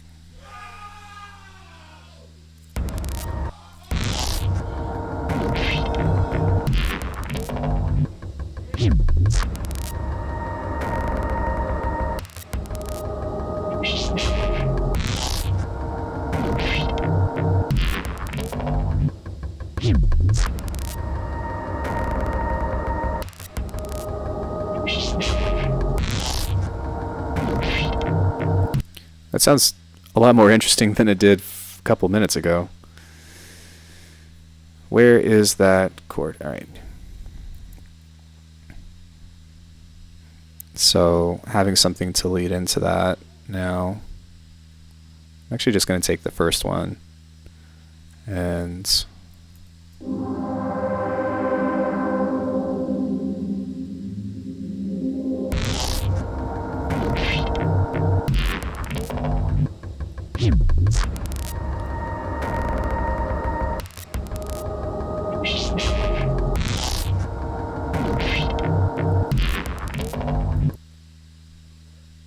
then I'll probably do like a double hit on this one, so like a dun dun. Oops, that's in triplets. It wants to be here.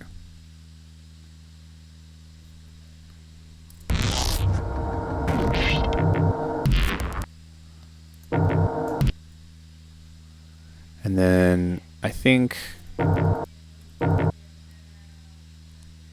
I want there to be some kind of fill right here, so like a dun dun. Bum bum. I don't really know how to explain it otherwise. So we can borrow from this.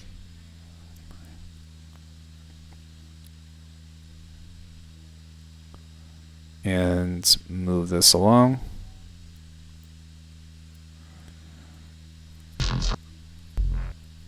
And just try to find something.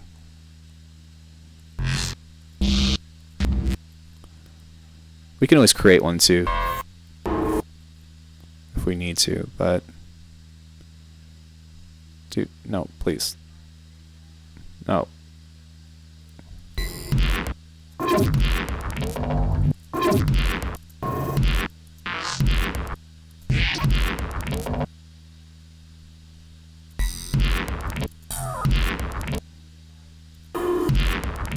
That's actually kind of cool.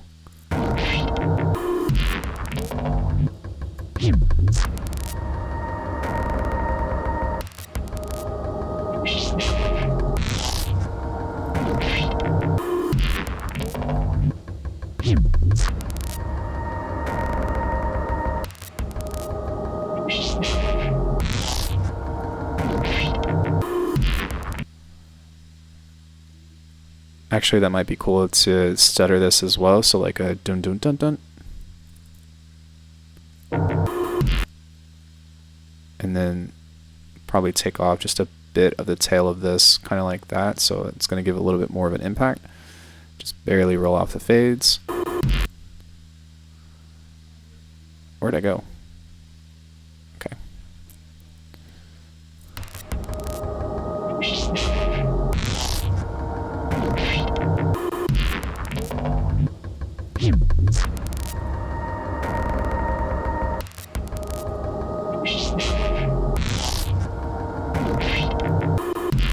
And then let me just find some kind of ride just to give this a little bit of context.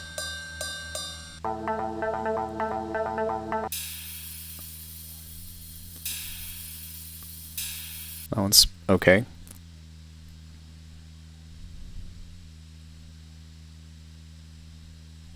And okay, we're gonna take off the transient of that and just dial that back.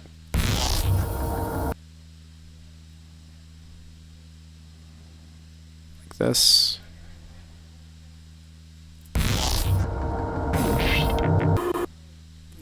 And just fade that out a little bit more because it's a little bit it's just a little bit too. There we go.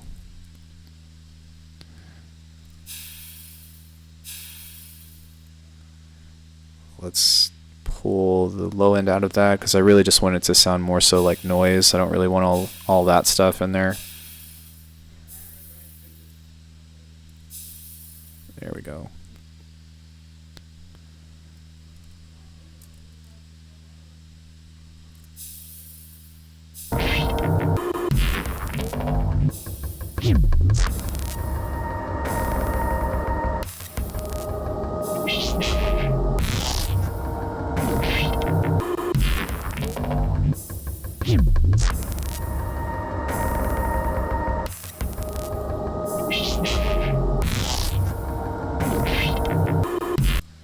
It's actually pretty cool. So one other thing that I'm going to try as well is to have some other kind of musical cloud or something that's going to go above this. So one thing that I like to use is Replica XT. And I'm just going to bounce it out on a channel below to see if I can create something. But what this is what this is. Would you say is twice? This is a cloud delay, or diffusion delay rather, and there's a bunch of different movement types on here, but basically what this does is it just creates a cloud of noise that is really excellent for just super deep atmospheres.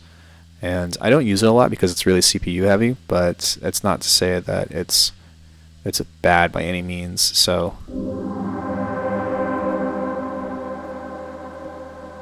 but I'm going to set this to activate a little bit sooner, and I'm going to crank up the mix.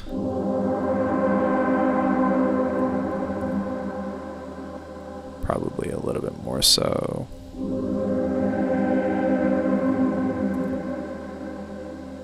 Turn up the feedback.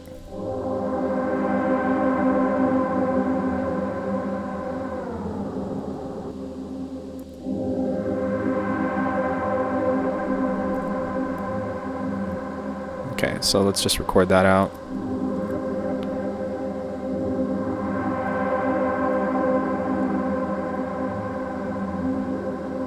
We'll probably just end up using like this stuff, not so much that.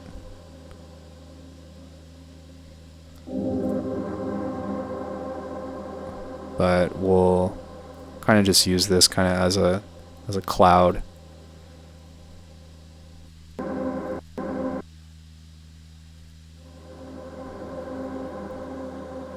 And then take out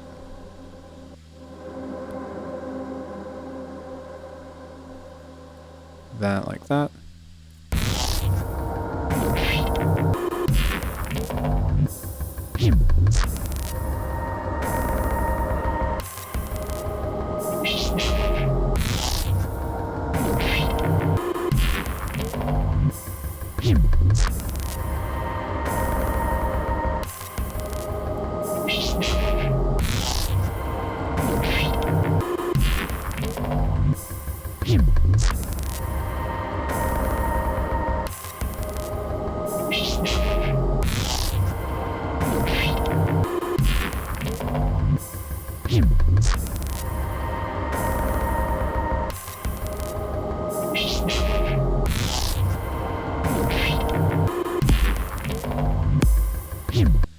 Alright, that's a little bit too long.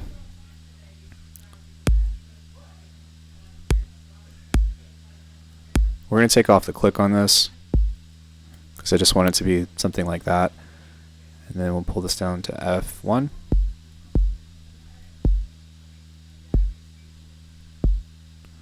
And then we can use that just kind of as a means of creating.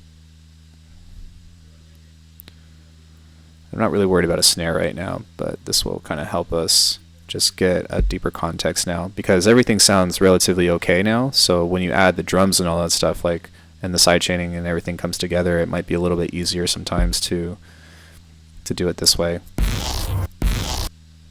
But before I do that, I have to throw everything in the sidechain first. So let's take all this.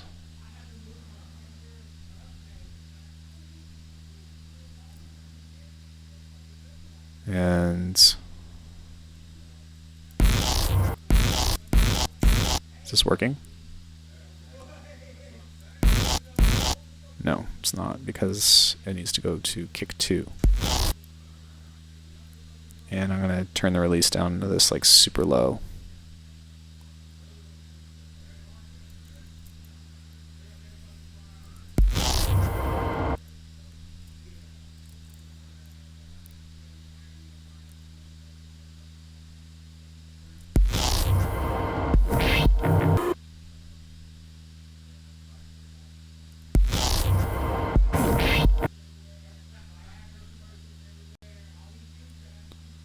And there's still something in here, it seems like, that's...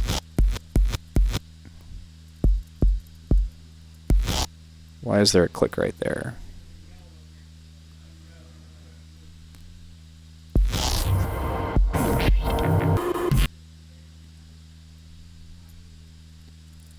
Okay.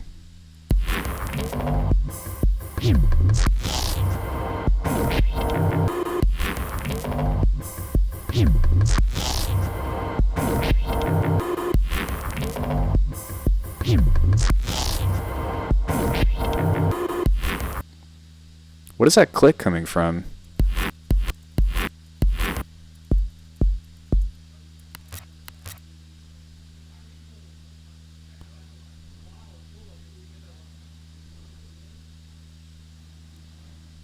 The other things have fades in them, so...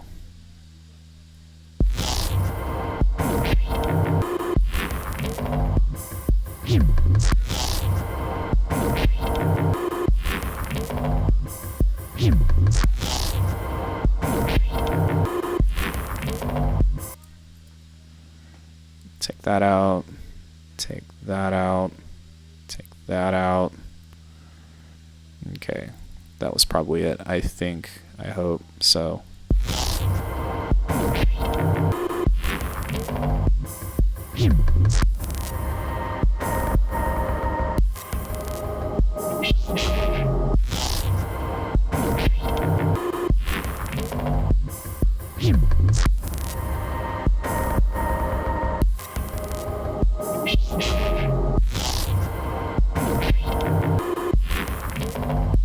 That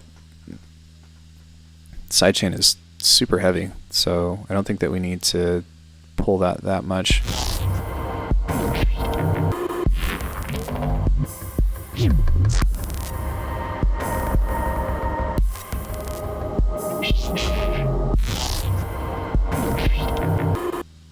So yeah, then we can kind of throw a sub under this if we want to. And this is all just a mess, and I'm not really worried about creating a song out of this. I just wanted to do something fun. So let's go into our templates and find the one I always use, this one.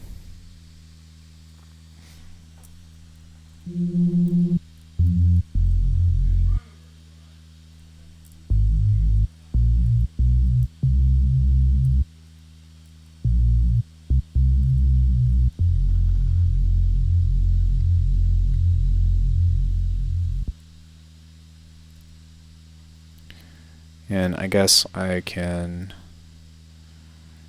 group all of these together.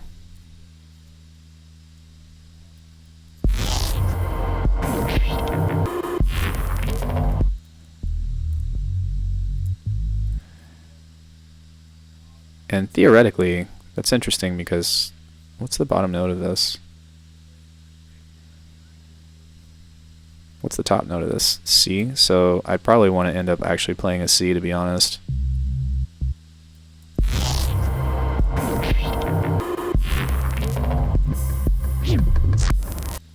And from there, actually, okay.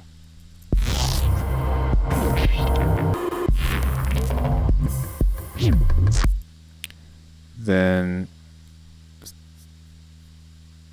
oh, I was like, what?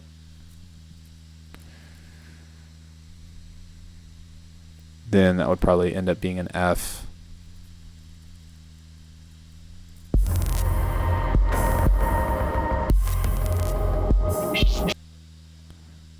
Maybe that would be a high C, like the drink. Is that still around?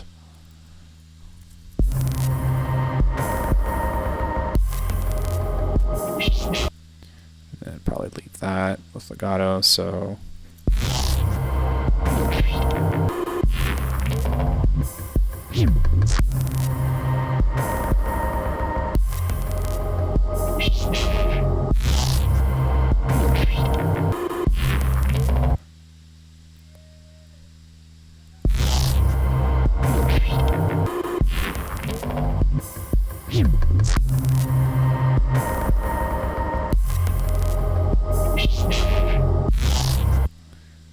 So, hold on one second. Hey, JB, come give me a hug.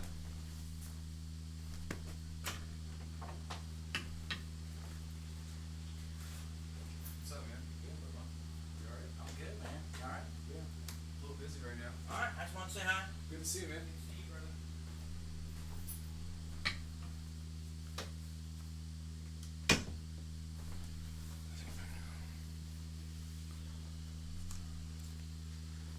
All right. So, I mean, even if I'm not too keen on this, but it's okay because this is just a means of creating some kind of rhythm. I do like that the 16th is repeating, so even if it's just a...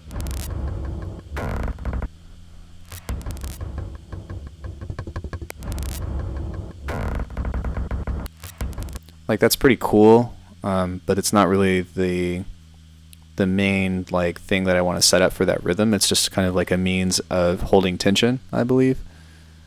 So we can, and then what we can do is we can apply some kind of like superior drummer thing with this and have just like a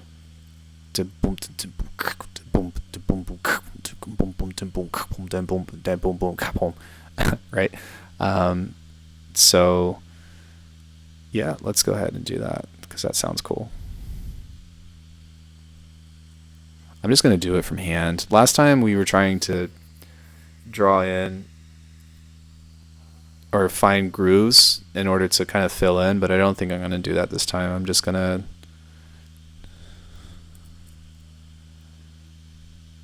kind of do it by hand.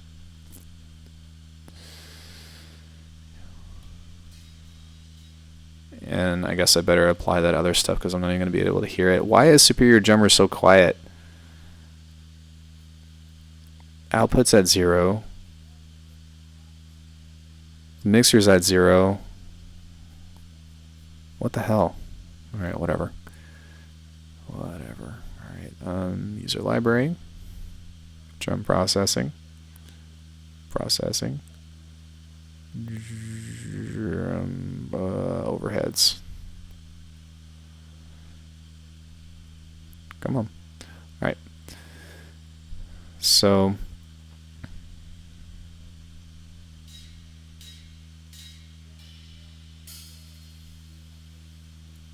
let's do that. Let's find some hats.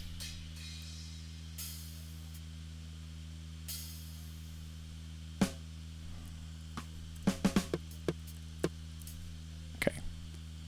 I'm just going to go in here really quick and throw a limiter on this just because it's still so quiet.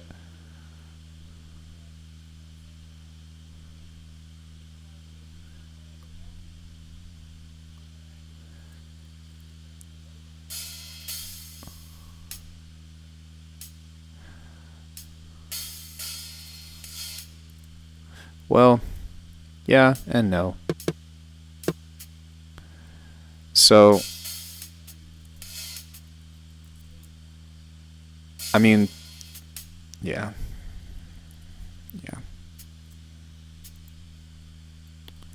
It's fine.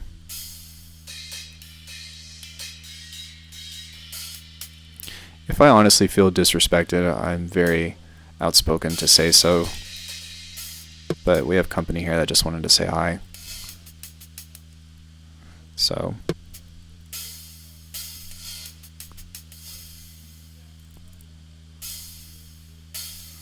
let's listen to how that sounds.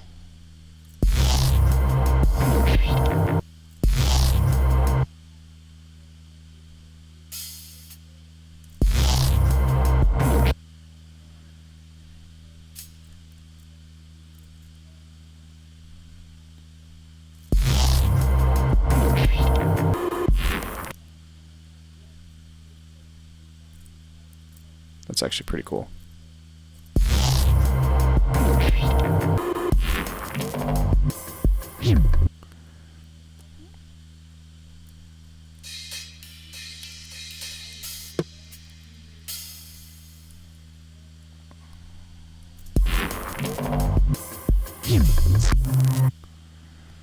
And then we need to extend that.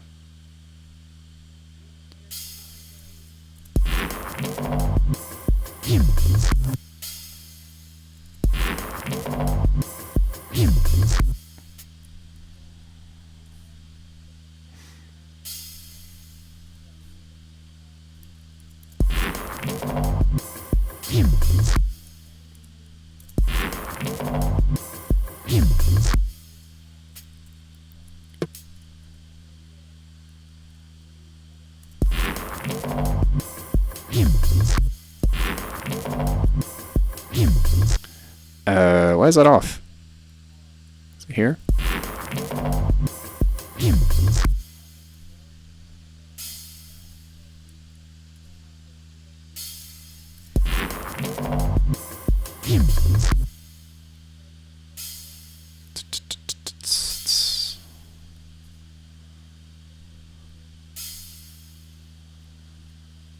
Three, four.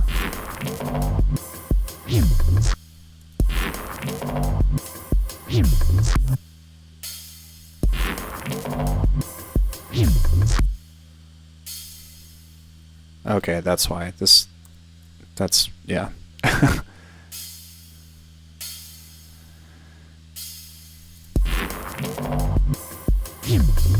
Jeez. All right, there we go.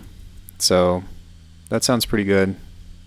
We can combine all that, and I'm going to turn this up just a little bit more, but I'm going to turn the transient shaper down.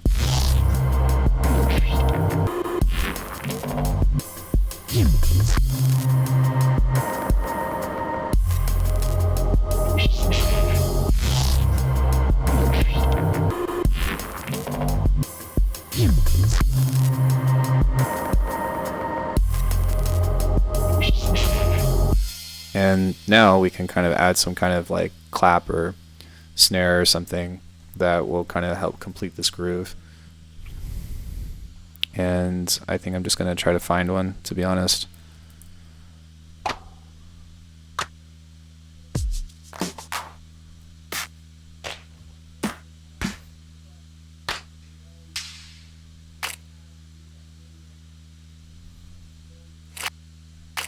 That one's kind of cool.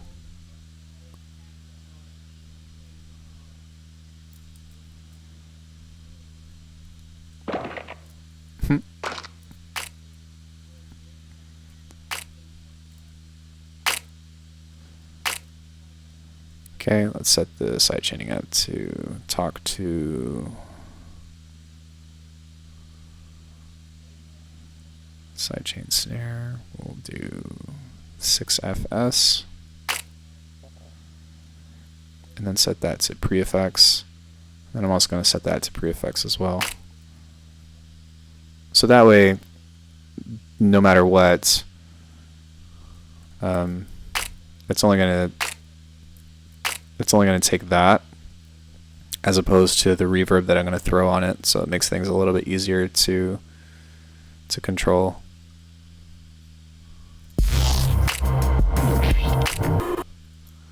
Okay, and that's just a little bit much as well, so I'm going to back off of this here.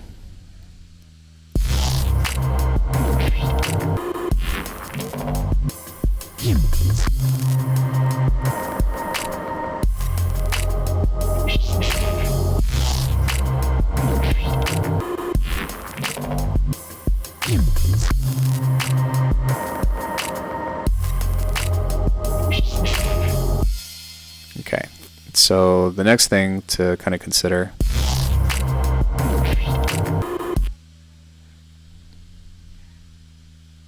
is that this doesn't really have any significance in the rhythm.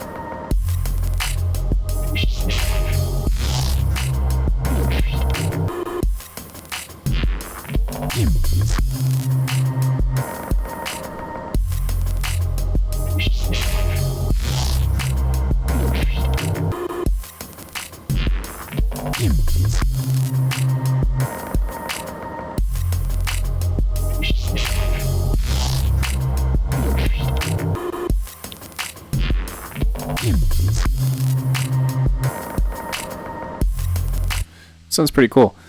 So yeah, one more thing is I might try to just turn down the width of this just a little bit because the hats are pretty wide. And then from here it would just be kind of mixing all this stuff to make everything have a little bit more prominence within the mix. So like within this group, that doesn't sound clear in the mix because there's so much stereo. So and then let's go ahead and add an OTT over all this. And then let's add a limiter on that.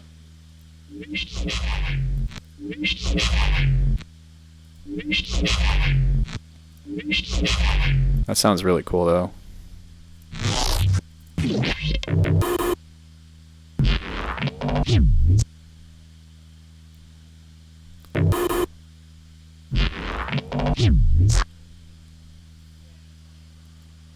So we'll just type this mid bass.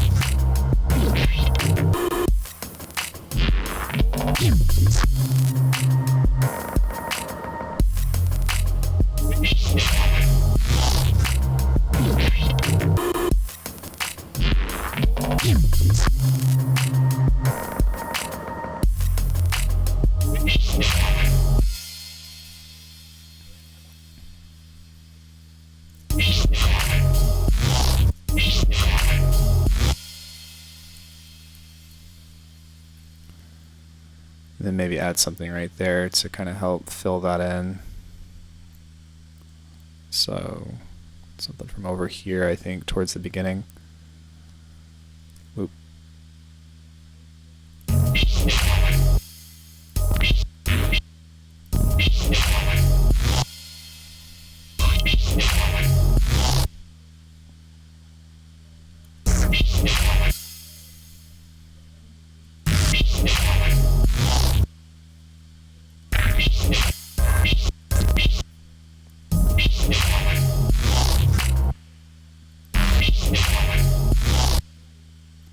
It's going to get annoying to listen to a billion times.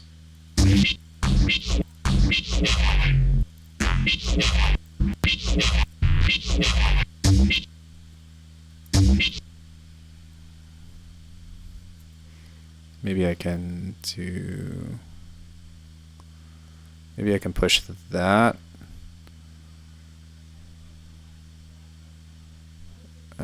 1, 2, 3, 4, 5, 6, 7, 8. And then I can kind of duplicate this. Oops.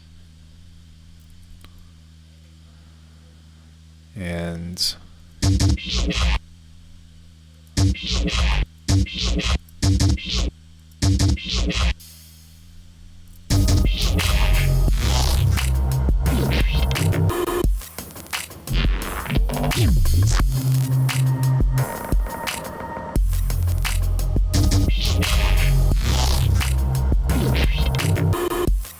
yeah, there we go.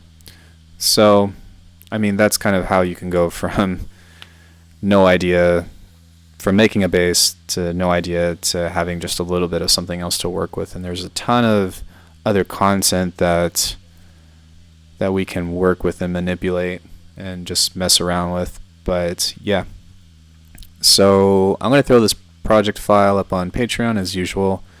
I need to go eat some food, and then also I have got to go talk to these people as much as I don't want to. But yeah, I'd like to thank everybody for coming in and hanging out with me today. We did what I wanted to do. We made some bass, we made some atmospheres, and then we made some stupid little 8-bar, 4-bar loop. And, you know, that's kind of what the game is, to just practice and create stuff. So, I mean, sometimes it sounds like this, and sometimes it sounds like, whoa, this like crazy amazing thing. It kind of just depends. But yeah, that's all I got for everybody. If you guys like the channel, then please feel free to give me a subscription and all that other stuff. Join the Discord. I'll pull it up for here for just a few seconds toward the end. And this is what we got over here. I've got way too many notes. Secrets. So yeah, I don't know if I'll be streaming tomorrow, but I am going to upload a dedicated tutorial to that complex filtering that we did more so towards the beginning, because because that way you don't have to sit here and watch the entire stream. But it's kind of cool to see how that stuff works in context, to see how you go from creating nothing to something. But yeah, thanks everybody. I appreciate you joining me today, and I am taking off.